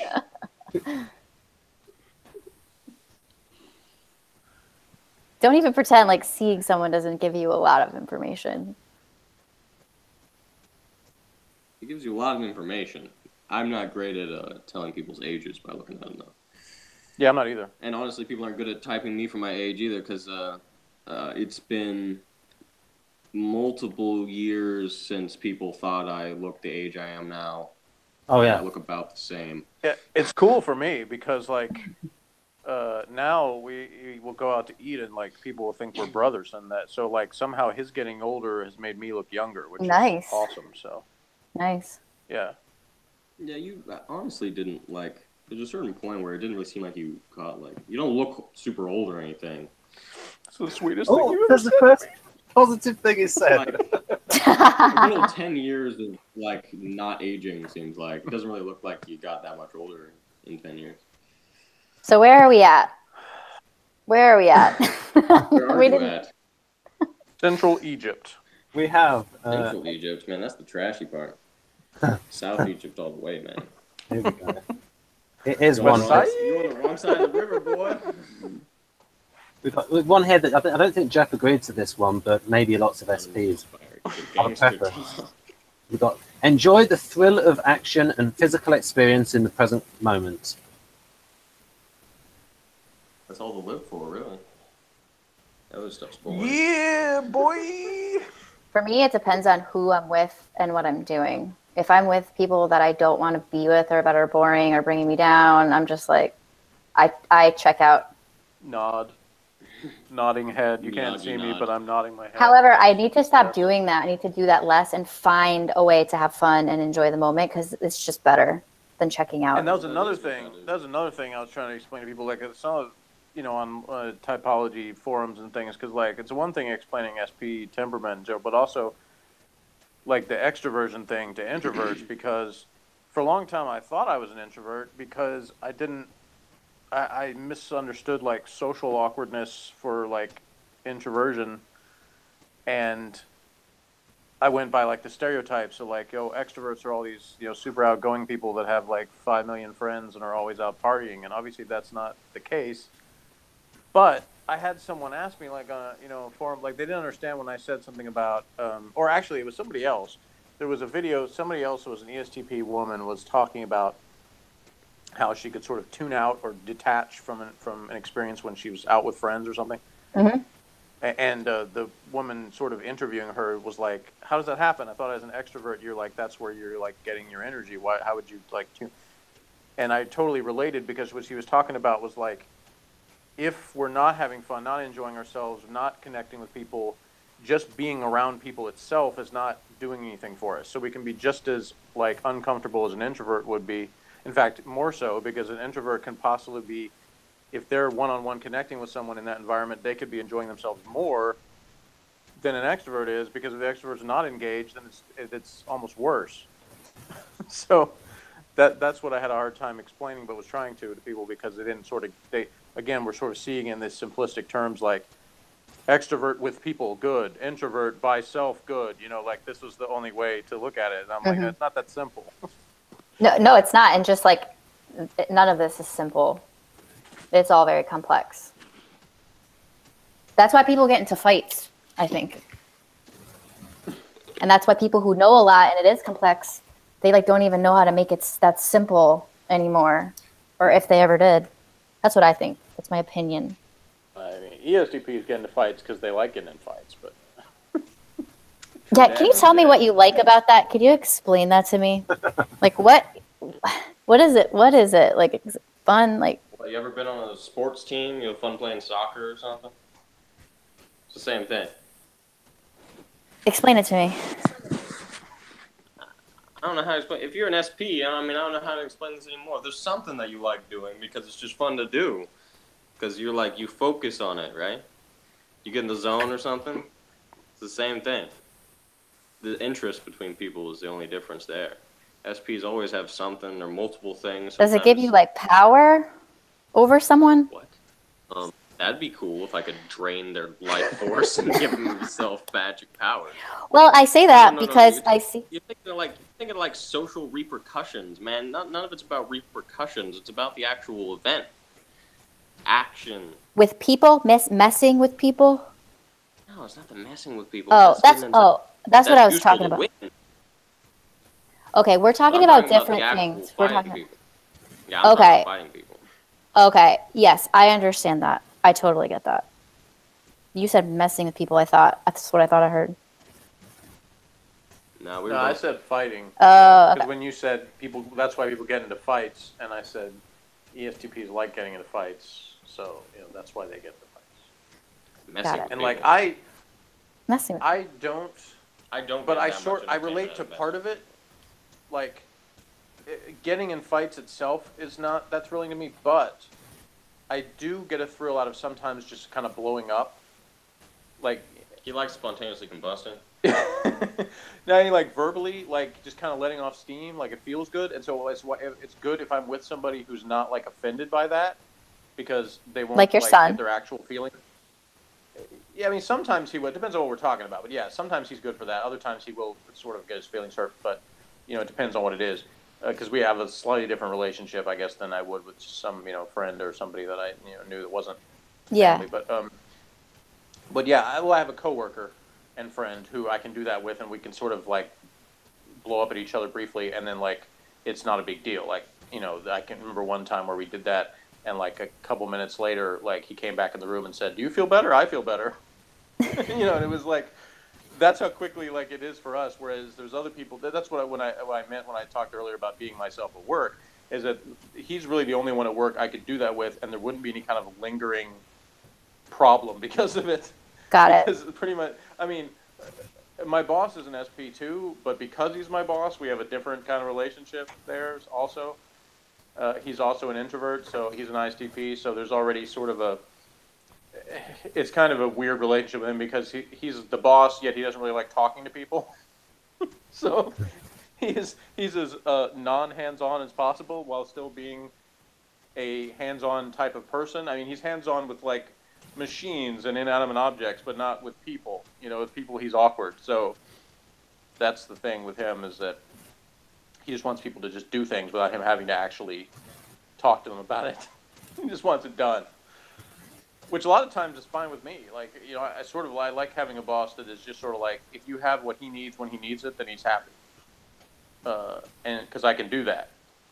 But like I said earlier about the feedback thing, that's the thing that still makes it like it's not an entirely satisfying relationship because he doesn't give much feedback. So I have that kind of thing missing where I'm like, you know, is he sitting there hating me or something? You know, and I know he probably is. He's probably not even thinking about me. Not even thinking about it. 98% of the time.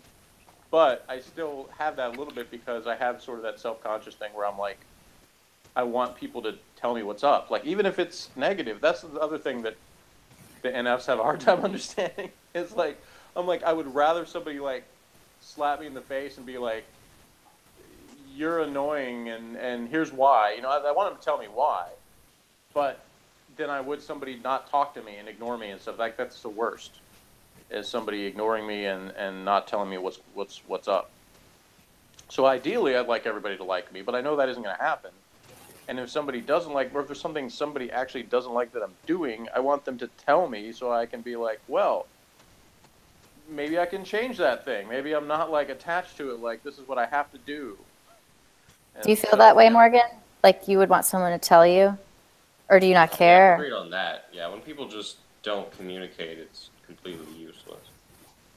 Garbage. Especially when the reason they're not communicating is because they're trying to like build some sort of... My mother... I'll just go ahead and cut to my mother because she's the worst. Does she watch this channel? I hope not. And not because... I mean, I'd say all this to her face. I'd say me and my father both agreed on similar topic of if you're going to say something about somebody, it's something that you'd say to them yourself anyway.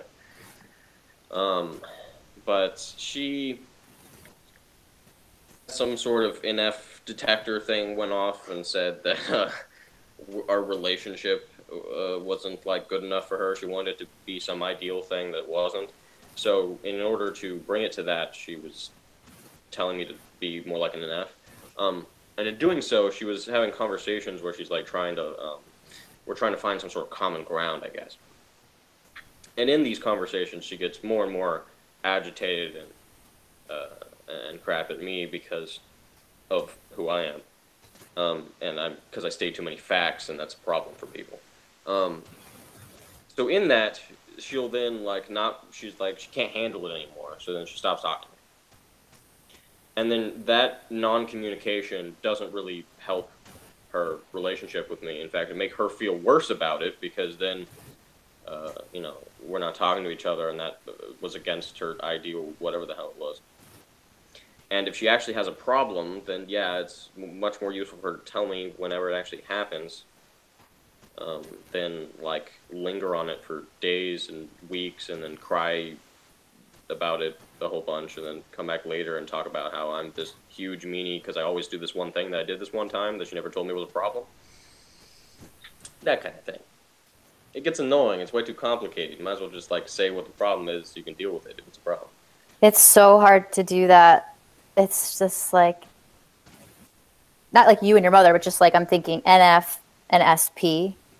Yeah, it is so challenging. It's kind of what I was saying at the beginning with like my husband and I have a friend that is an ESTP, a male ESTP, and his wife was an ENFP. And like some of the things you're saying, I'm just like hearing like the same kind of like threads of just like the difference there is that understanding. They probably find each other attractive in any way. Not anymore. They think that they like each other in some way. Not anymore. They're getting divorced. No.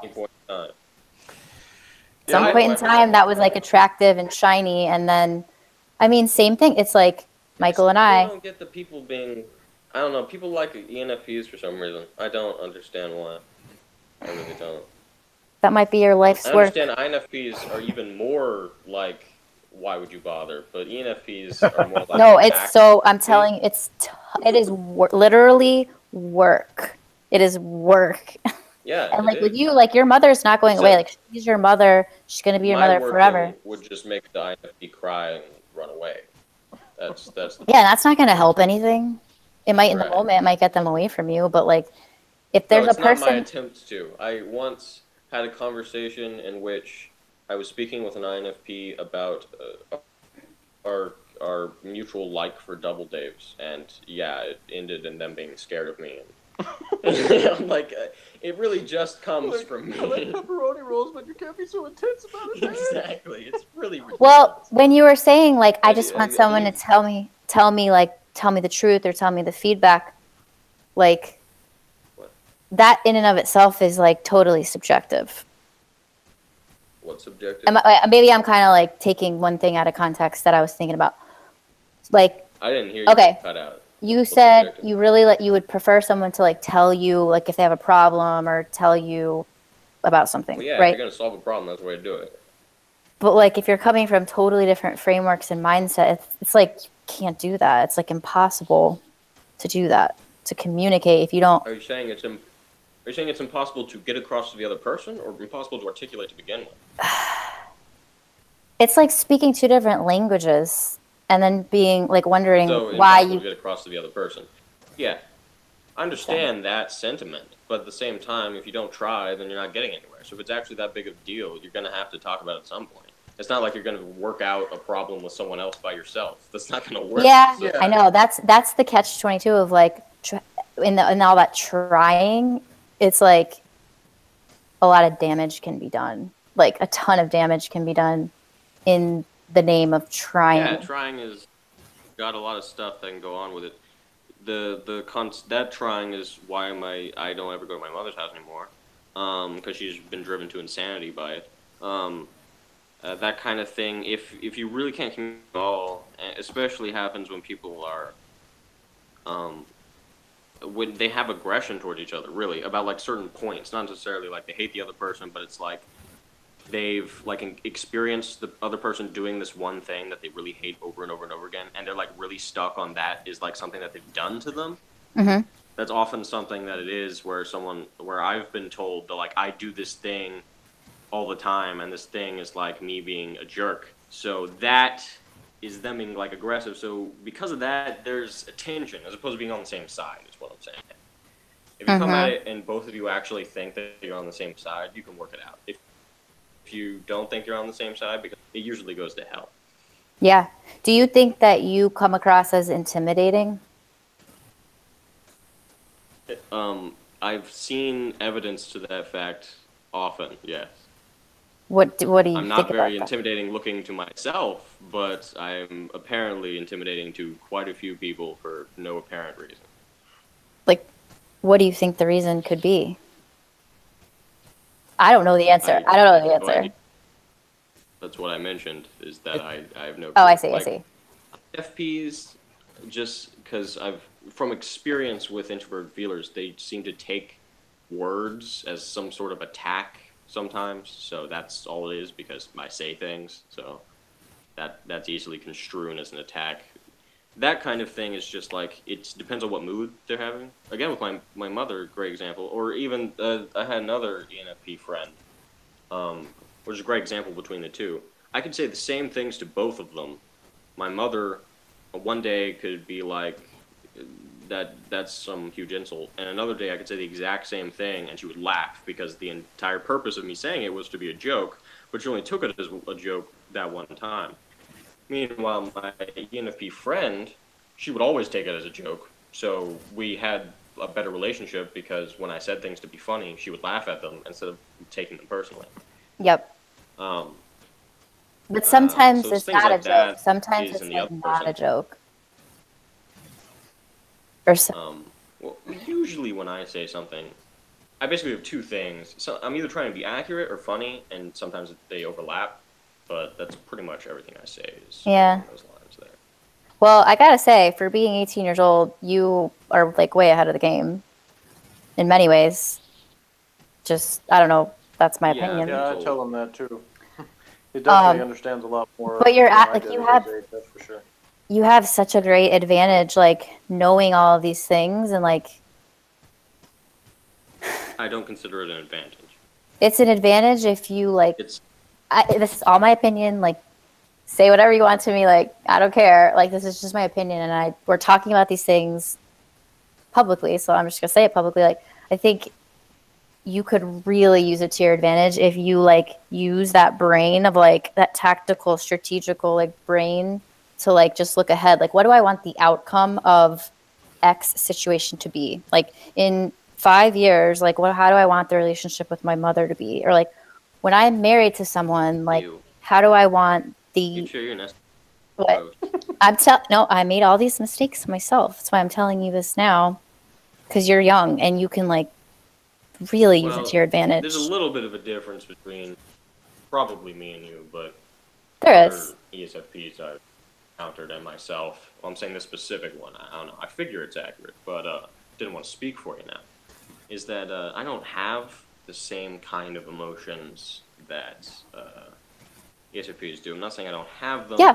But especially when I say feelings, feelings is a word that means something different to me. And the emotions that some people have, where it's like a constant thing, like there's always some sort of feeling, I just don't have that. The thing that's constantly going in my head is something else. I'm on a different scale there. I know. So there's a lot of times in which it's like, especially when I'm talking or like trying to relate to someone else, like the other person I'm talking to is a feeler. I'll like set myself up like, okay, well, I'll go with what I feel at the time. Let's see if I have some sort of like, emotional thing that'll give me a direction to go in the conversation. And I just don't. So it doesn't really help me there. I know. So that's a big difference when it comes to that relationship thing. Cause like you're specifically talking about my mother. Is this some live video that's going to be on YouTube? Okay. Oh, well.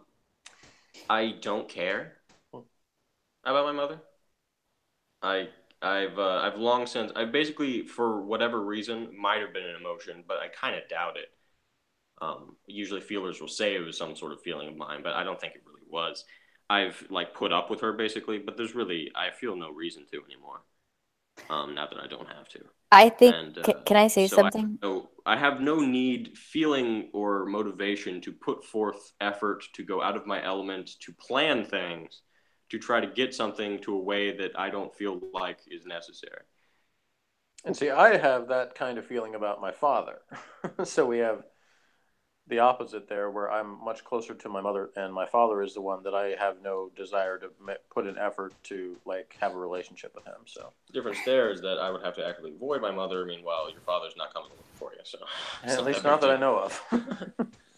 So yeah, it'd be scary if he was. I've learned something that I've learned that this might sound like absurd to the introverted thinkers here. Of like, I didn't know that. I truly did not get that. Like, I could control my thoughts, or I could think about my thoughts, or choose my thoughts, and that thoughts create feelings. And I'm learning this, and you might be like, wait a minute, is that true? I don't know. Like, let me talk that out. Like, I think whatever we choose to think creates the feeling. So if you're saying like you have no need or reason to have feelings or care about your mother, of course you wouldn't have feelings. Have some sort of motivation to do so. What's that? You're telling me that if I thought differently, I could conjure some If feeling you of actually wanted to, if you saw the benefit or the right, if I wanted to, but that's like the baseline is what I'm talking about. Are you saying that I have the ability to create the feeling of wanting to? Yeah, I think I say that. Like, I think. Like your mother became a millionaire or something, and you wanted to like inherit money from her. Yeah. I think I say that because it's like I don't. In general, it's not a big emotional thing to me. This is something that's hard to get across. Not you specific. Oh yeah. I don't have some big emotional detachment from her. I think I see this. don't Yeah. be there. And see, like, I hear that, and I think, That's the is this not going to cause you problems down the road, like with relationships or with a woman or wife or when you date? Like, if this is something, like, could it? Are you saying some sort of unresolved issue in my own mind? Yeah, or just with women, or I don't know. No, it's nothing so ridiculous. There's this person. I've done this with multiple people. Just none of them have I had to actually be around legally for so long. Yeah, and I don't know There's anything people about your that when they situation. are around me, I want them to go away. That's all it is. You wouldn't be talking so much about this if I had said some random scrub on the street was kind of a jerk, and I said I don't want to see that guy again. Right. Yeah. Just because it's my mother, it's like, oh, well, maybe there's some deeper meaning. Nah, not really. My sister is a dog trainer, and she said to me, like, I always complain about my dog, which I said I think is an ESTP, and I'm like, I truly do not know how to, like, train this dog, control this dog. I don't know how to. She's just too smart. Like, she's just, like, got these little eyes, and she's watching, like, and I complain about her to Rebecca, the dog trainer, my sister. I'm like, oh, I just don't want her. Like, I wish I had, like, another dog, or I just didn't know she was going to be this way. And she said, we don't get the dog. This is profound, Rebecca, like INFP. She's like, we don't get the dog that we want. We get the dog that we need.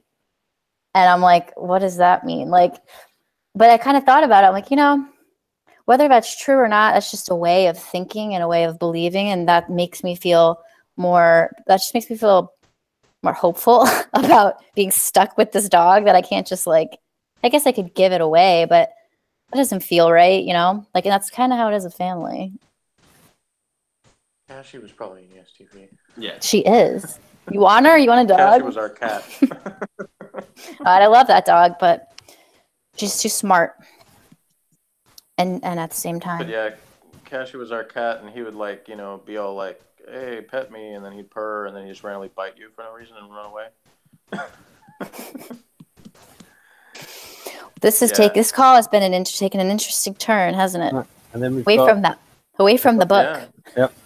Yeah, it's all relevant now. It's all SP stuff. It's all relevant. It has been interesting that this person has been speaking and actually knows what they're talking about in any way, shape, or form. Because so many people get on these calls with Ben and my father, and they talk about things. I'm like, whatever. You say that probably because I'm speaking your language. That I've figured out before as well. Yeah, that I agree with. You're right. It's like, you're one of the sensible ones. Sensible ones.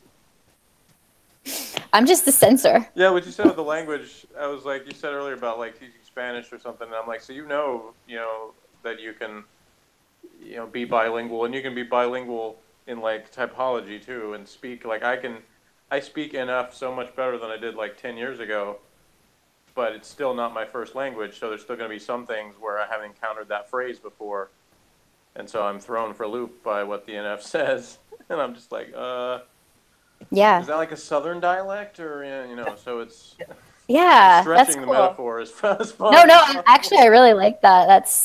That's true. Oh yeah, Emily said something last night that if you take it out of context, people would say, "Oh, that sounds so NF." I can't remember what it was. It's just you said something. Oh, you were with her last night, huh? I see how it is. We were just having a chat, but it was just that a particular way she phrased things. And I said that's just an example of that. You just pick up the terminology. Guys, right there.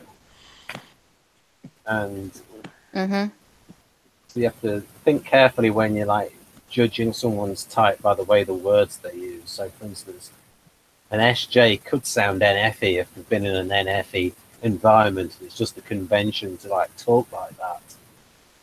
Typology. Yeah. And then we've got here, this might fit more Morgan. And then you've got, or preference, spur action and get results simply by making your presence felt. And see, that's, what I talked a lot about in that video that you mentioned earlier about ESFP preferences versus reality, because it's like, that's the thing that I most wanted to do in my life that I feel like I've never done enough of. It's like I want to, but then I feel like I'm ignored so much of the time, or have been a lot of my life. So, yeah. That can be accomplished by the way I've been able to spur action in people by existing has usually been after achieving something that they found awe-inspiring, such as at this trashy school I go to. We play dodgeball. We used to play dodgeball more often, and then they try to get rid of it as much as possible. I bet you're awesome at it. I'm actually bad at dodgeball. Let me get that first out. I'm not good at dodgeball. I am bad at dodgeball. Because A, I'm not good at dodging, which is the main part of dodgeball. And B, And you're not good at ball, which is the second. extremely inaccurate with my throws. I don't throw accurately at all. So, I'm pretty bad at dodgeball. But everyone at the school is worse than me. And most of them are a lot worse than me. The main thing is, like, there's only, like, maybe 4 people who even, like, come up to, like, the caliber in, like, any area of the field of this sport, like, throwing the ball hard enough to possibly be a threat. There's, like, 3 other kids who who I'd actually look at because they might be a problem if they throw the ball. They're probably not going to hit me because none of them are accurate, including me. But still, it's ridiculous. So it was, like, at first it was even teams, and nobody cared about me. I was just some background kid. But when it became more and more, they started pushing more and more on the people onto the other team, opposite to me. And it was me and this one other kid who was similar level because he could actually throw the ball as hard as I could. So we were both the people. It was us 2 against everyone else, like, multiple times. And we would win. And then when he wasn't there, it became me against everyone else. And I would win. So that was ridiculous. So because of that, You're like a god at the trashy school. Right. Dodgeball king. I'm the dodgeball god. That's what he wants on his tombstone. So because of that, The god of the trashy school. people would want to be on my team. You know, that kind of thing. They'd want to play dodgeball sometimes. You know, if they were on my team, they wanted to be there for some reason. I don't get why they'd want to be there on the enemy team because I would hit them with a dodgeball, but maybe they're into that. I don't know. But people wanted to be on my team. That was one thing because they were like, "Yeah, we can win," you know, if we're with this guy, that kind of thing, which is all right. But the actual, that's not like something that is like super entertaining in and of itself. That like I inspired somebody because usually I don't care about them. So you know you have potential to have influence. It's just yeah, and it's usually just driven out by my actual strengths. It's just a byproduct of that. So physical, you know, accomplishment is usually how I got anything. People like me because of that, usually. I just feel like I haven't gotten enough opportunities, but I feel like a lot of that is on me for not creating those opportunities or taking them where they were. Yep. But like way back in the dark ages when I was in school, I was probably the best in my school at improv comedy.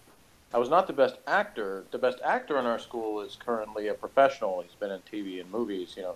But I was the best at improv when we did this game called Chairs, which was like you just put 2 chairs on the stage and then you would start a scene and then somebody would say freeze and they'd replace one of the people. So it was like you kept on switching out. Well, it was always 2 people. There were people that would go in and they'd have sort of an idea, but if they'd have maybe one line and they'd say it and then they kind of after that they didn't know what to do because maybe they thought of that like ahead of time. I never had any issue with just adapting to whatever the situation was because I always can just, you know, switch characters, do whatever, you know, in that situation. That's like my element. So I'm much better at that than something scripted where I've got to remember lines. You know. Do you guys both feel like the thing that's missing, like what's the thing that's missing? Would that be for Morgan something with the TI and for you something with FI or no? What was the question? You said you didn't feel like you've done anything or do you want to do anything or do you feel like it's too late? Yeah. Opportunities. No. Because it's not too late. A combination of just factors and circumstances in my life and my own probably fears or, you know, whatever I've let be a block to me. I haven't sought out those opportunities enough that I feel like I've had, you know, that I feel like I've done that enough, that I've had an opportunity for, you know, to use those skills. You know, I feel like I have somewhat in a lot of things that are not like the base situation, if that makes any sense. Like that, like I give an example of a game that's specifically designed to be like perform in front of an audience, this improv game.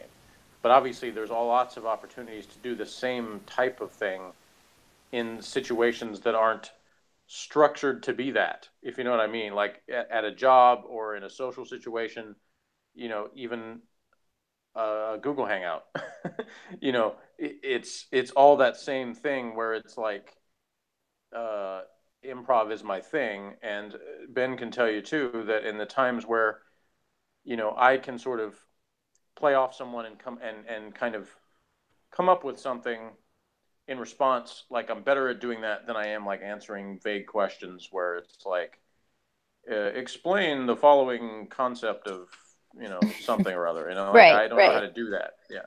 That So- Ben would be the god of that. Oh no, just Even just like, what I'm really doing though is regurgitating other people and like experts, because I've sort of like memorized what, say, Dario Nardi says or what the convention said, and maybe I've thought about it maybe to explain it better. It's usually I'm not sort of making stuff up. But when Morgan was talking about that diagram that he thought good, when I was talking about there was like the relationship between INFPs and ESTPs, about the weakest function in one is the strongest one in the other. And we talked a bit about that last night. And you can get that with, say, with INTJs and ESFJs, where the strongest function in one is the weakest in the other. Because generally INTJs don't like ESFJs because they can't stand all of that extroverted feeling. What would be the opposite for ESFP? INTP. Theoretically, Ah. ESFPs can have problems with INTPs because they're all the TI and the NE. If I wasn't into this stuff, I don't And know that see, we would have what I- anything to talk what I about, told to be Ben honest. before- I really don't know. What I told Ben before is that INTPs are like a type I don't understand well, even though my older brother is INTP. So I can have an understanding of, in terms of getting along. ENTJs have been the type that I have the hardest time getting along with because they seem to me the most like abrasively obnoxious. So which type's that? Which type's obnoxious? He said ENTJs. ENTJ. Oh, right, ENTJ. Yeah. I really And like so- ENTJs. So that's the type I've had the most problem getting along with. Hmm. But I might actually understand them better than INTPs. Yeah. But that might be part of the problem. Hmm. So understanding someone doesn't necessarily mean you're going to like them. And sometimes you can understand things about them that make you more irritated by them. Whereas with INTPs, it's more like they're kind of the mystery wizards, where when I figure out something about INTPs, I'm like, oh, that's cool that I know this now. But I don't usually have a problem getting along with INTPs, even when I don't understand them. It's just kind of like, because they don't come across to me as being obnoxious most of the time. Like, I guess, I'm sure any INTP could be obnoxious at some point, but they're just, obviously the younger they are, probably the more likely. Ben and I have talked about young NTs before in terms of the ones that just think they know everything at age 19 or whatever, but, or younger. But even like my older brother, I mentioned, like him as a teenager versus now, he's older than me, so he's in his 40s, and he's much more tolerable now. But that doesn't mean that I necessarily understand him that much better. I mean, I do a little bit, but like we still don't have much in common. So when we talk, it's I have much more in common with them than I don't understand. yeah, it's still on a very basic level, kind of about specific things. If we keep it to that, then it's like we can talk and have a fine conversation. Like there's not too many times where I have any kind of conflict with them. I don't spend that much time around it, but even when I do, like there's not like something ready to flare up all the time or anything. Whereas with ENTJs, I feel like I'm constantly like put off by them. So I think the way I've got. Oh, sorry.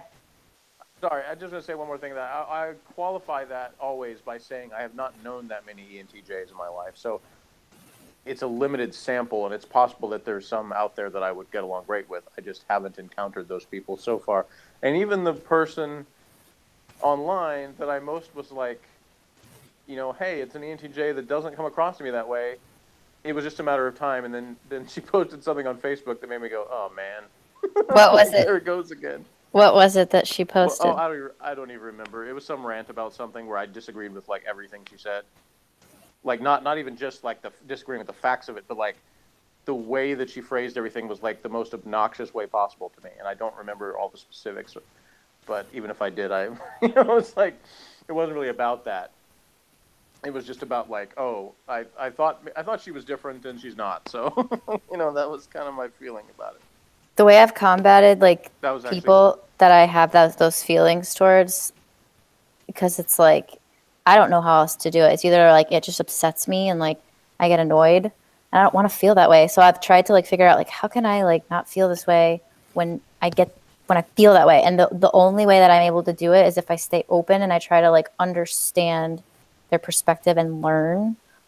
And I think that's why I love Myers-Briggs and all this stuff, because it helps give a framework of like, all right, I don't understand at all why the heck that person would post that or say that, but I know that they're an INTP or whatever.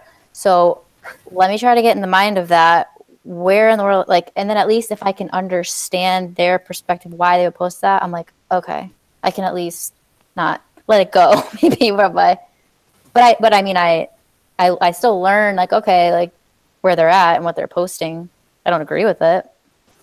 Yeah, I participated in a hangout a couple of years ago, whenever that was, that they labeled the SN divide, and it was all about kind of that topic. But it's what the reason I brought that up is that when I think about ENTJs versus ESTJs, it's like I can understand where an ESTJ is coming from easier, even if I don't agree with them. So it's like I don't necessarily think, oh, this person is right about everything, but I get what they're saying, even if I'm like, yeah, I don't think that's true. They come across as making sense. Whereas with ENTJs, it's like they're just as steamroller as the ESTJs are about like, this is the right way. Everyone should do it the way I think they should do it. But it seems to come out of nowhere. Like I can't follow where they came up with it. It seems to come from just like some conjuring in their head. And like with ESTJs, is like with all Guardians, that they base it on, it's like where they're from, what they were brought up, like, who their people are, where they're from. Like it's all like based on something. Where even if I'm not from the same thing, and so don't relate to it, I know where it comes from. But with ENTJs, it's like it comes out of something they conjured, and I don't. I can't relate to it. I can just be like, you're trying to like bowl over people with this thing that has no basis in anything. That's the way I feel about it. It's almost like their plan, their vision is getting in the way of your freedom. Yeah, I mean, it's like somebody saying, okay, I grew up on the pineapple farms, and so I always make sure that pineapple is kept. I'm just a stupid example, but I'm just like, I'm good at conserving pineapple or whatever. And then like, the ENTJ is like, everyone should switch to pineapple for their cars. It's like this, it's like the one thing is like sort of a reality-based thing, and the other thing is like this way out there, but they're just as insistent that they're right. Everybody has their blind spots, and that's like the craziest thing. And nobody really like, people are not aware of this stuff. Like we like study this stuff, and we're like a lot more aware than most people. You know what I mean? Like that in and of itself is an advantage. It's kind of what I was saying to Morgan, like he's so young, he can know all about this stuff, and he knows exactly what his blind spots are. He can choose to do something about it or not. But like a blind spot is a blind spot. Like sometimes we need help. Ever since I learned about this, my hatred for humanity is only continuing to rise. I can't hear you. People. He said ever since he learned about it, his hatred for humanity has begun to rise. Understanding people is not useful. Understanding Yes, it is. how someone is the most obnoxiously stupid possible person is not really useful. It's just annoying. But it was like so cute when I first told him about like temperaments, because I was like the animals, you know, like the fox and the dolphin and the owl and stuff. And then You start off with so cute. It's just gonna be a terrible later conversation. See, there's a divide between us there. Yeah, like, see, I hear that. I'm like, it absolutely is super useful, and that's just not true. Like, that's what I think. I think the truth is probably somewhere in between. Like, I think it is super useful, but in terms of like, it may not. Yeah, It's like not as useful to some than it is to others. Maybe. Yeah, it's like not the be all and end all, but it also is not useless. And like, I think as Morgan gets older, like he probably will have certain experiences where he's like, I am glad that I knew this for blah blah blah reasons. Whatever. It has helped me understand plenty. I understand a whole lot more than I did when I wasn't burdened with this information. But I know it feels like a burden sometimes. But I did not. That's what are you doing? Bend your arm. It was, but it was not something that gave me a distinct advantage in any situation or anything I actually cared about. Because usually I care about things that it doesn't have to do that much with, like personality stuff. And personality stuff has only ever just been annoying. All right, what was well, I actually going to say? I would love to talk more with interrupt you. for just a second because I want to make sure of something with Ben, because I don't want him to ditch me when it comes to doing the homicide review. Are you still going to be able to do that tonight? We're still going to do it. I'll be okay. I just want to make sure, because I suddenly got this intuitive vision in my head that you were going to be like, I'm so knackered, I've got to go to sleep now, and then we wouldn't get to it. So like, it's fascinating. No, okay, because most of this hangout I've been listening. I just want to make sure. Whereas there's some of the hangouts I've done where it's like where I do most of the talking, that can be tiring. But this has not been a tiring hangout. You know what would be really interesting, Ben, is if you wanted to, it would just be interesting if you like thought about all of this and then did like a video of your own of like your thoughts, because I would love to hear what you think about all of this, and we haven't really gotten to hear that. Well, I mean, it's just generally what I've just said before. It's like my thoughts are pretty much, well, it's best what you have said and what Jeff has said and what Morgan has said. That is the function of extroverted sensor, and it's not just a function; it's the motivation behind it. Mm-hmm. That is what is important, and this is so. It's like so. For example, the way you look at NE, you might say, "Well, why is the person tangenting? Why are they?" And it's like they get excited by that. We get excited by seeing the similarity. It's like a thrill of making the connection. And we see that thing that we've just made the connection to as more interesting than the thing that, the thing that should be The talked thing you didn't even notice, so he doesn't know what to say. Yeah, that's funny that he said that, because that's the very thing that I'm like wanting praise for, not from Ben, but just in general, like NE. Like it's like I'm the one that just did the thing that gave you that connection. Like you wouldn't have had that connection. If it wasn't for and me. they look away from you when they do it too. Yeah. I know what you mean. Their face that lights had up at the nothing to do idea. with you. Not at you, but at the idea that they just thought about. Yeah. You're smiling at me, not at the idea. It's like, wait, what is this? Oh yeah, when Morgan talks about the thing about sport, that reminded me of the character Al Bundy, I think it is, in Married with Children, where he was the high school quarterback and the king of the high school. And then when Emily said something about you, I think you asked Jeff and Morgan about FI and TI missing, and it's like in function theory, it's like it's the function that seems not very important, and so it's not worth improving. So, for example, INTJs don't really want to improve TE, except FE, except from the point of view of they might learn to, okay, it's good to have a good reputation for business reasons. and they will try to work on being a bit more sociable and things like that. But it's very hard for them to do it. And when they do try to do FE, it will be quite a technical way. Haley once described it as putting on a face, and I think maybe female INTJs are better at it. But it's different. Look at Hillary Clinton and her problems with trying to do FE, because I think she's an INTJ.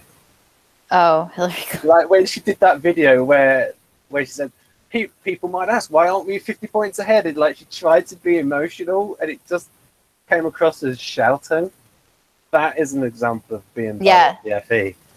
Yeah. So for an ESTP, it would be very difficult for FI. FI is the thing. Care or understand or trust FI or someone using it that they don't see as maybe like honest or accurate or logical. Well, I would say as I think that the ESTP wants to be infinitely flexible, and they don't want to be boxed into a corner based on feelings. They want to be it's like as a feeler, I put more value on feelings. As a thinker, I would imagine a thinker would put more value on logic and thinking and thoughts. And I don't really, on accuracy, yeah. But both are important, and we have both. And like if we ignore one, we're like, oh, that's not important, or that's dumb. If like feeling exists, it's just it goes in a different slot. It's like it's not priority. It's not a way to argue things that are but fact. It is for the other person. Well, yeah, I noticed, but I mean, like, something is true not because, like, if you say I feel this way, yeah, that's true because you feel that way. That's a fact and that's accurate. But if you say because I feel the sky is red, it's red is not accurate. It's the people who try to like stretch it too far, like it's actually something. Then I have a problem. But I don't actually, as much as I'm accused of it, I don't actually dismiss people's feelings just because they're that. Some people do, but I mean, people are accused of that much more often than it seems to actually happen. I think it's a lot of NFPs can do this where they don't really realize they're like abstracting their beliefs for like physical things in the real world based on their own personal feelings. And if you looked at it objectively, that policy wouldn't work. So you could have a debate with them about the minimum wage and prove to them that, look, it has all these negative effects. And they'll still say, no, we must have a minimum wage. Yep, Ben's starting to go off on politics. It's my cue to exit. So I'm going to disconnect from this and go to the office, and I'll Ben can send me a message when he's got the link to the next hangout. Yes, the next one. Well, it was nice to meet you. And, yeah, we'll do it again, hopefully. Yeah, hopefully. And Morgan, nice to meet you. I look forward to talking with you again. Bye-bye. Bye. And I will stop this hangout, folks. You have a good example there of extroverted sensor. Immersing yourself in the present context, and that context is this hangout. Bye-bye. Bye. Thank you.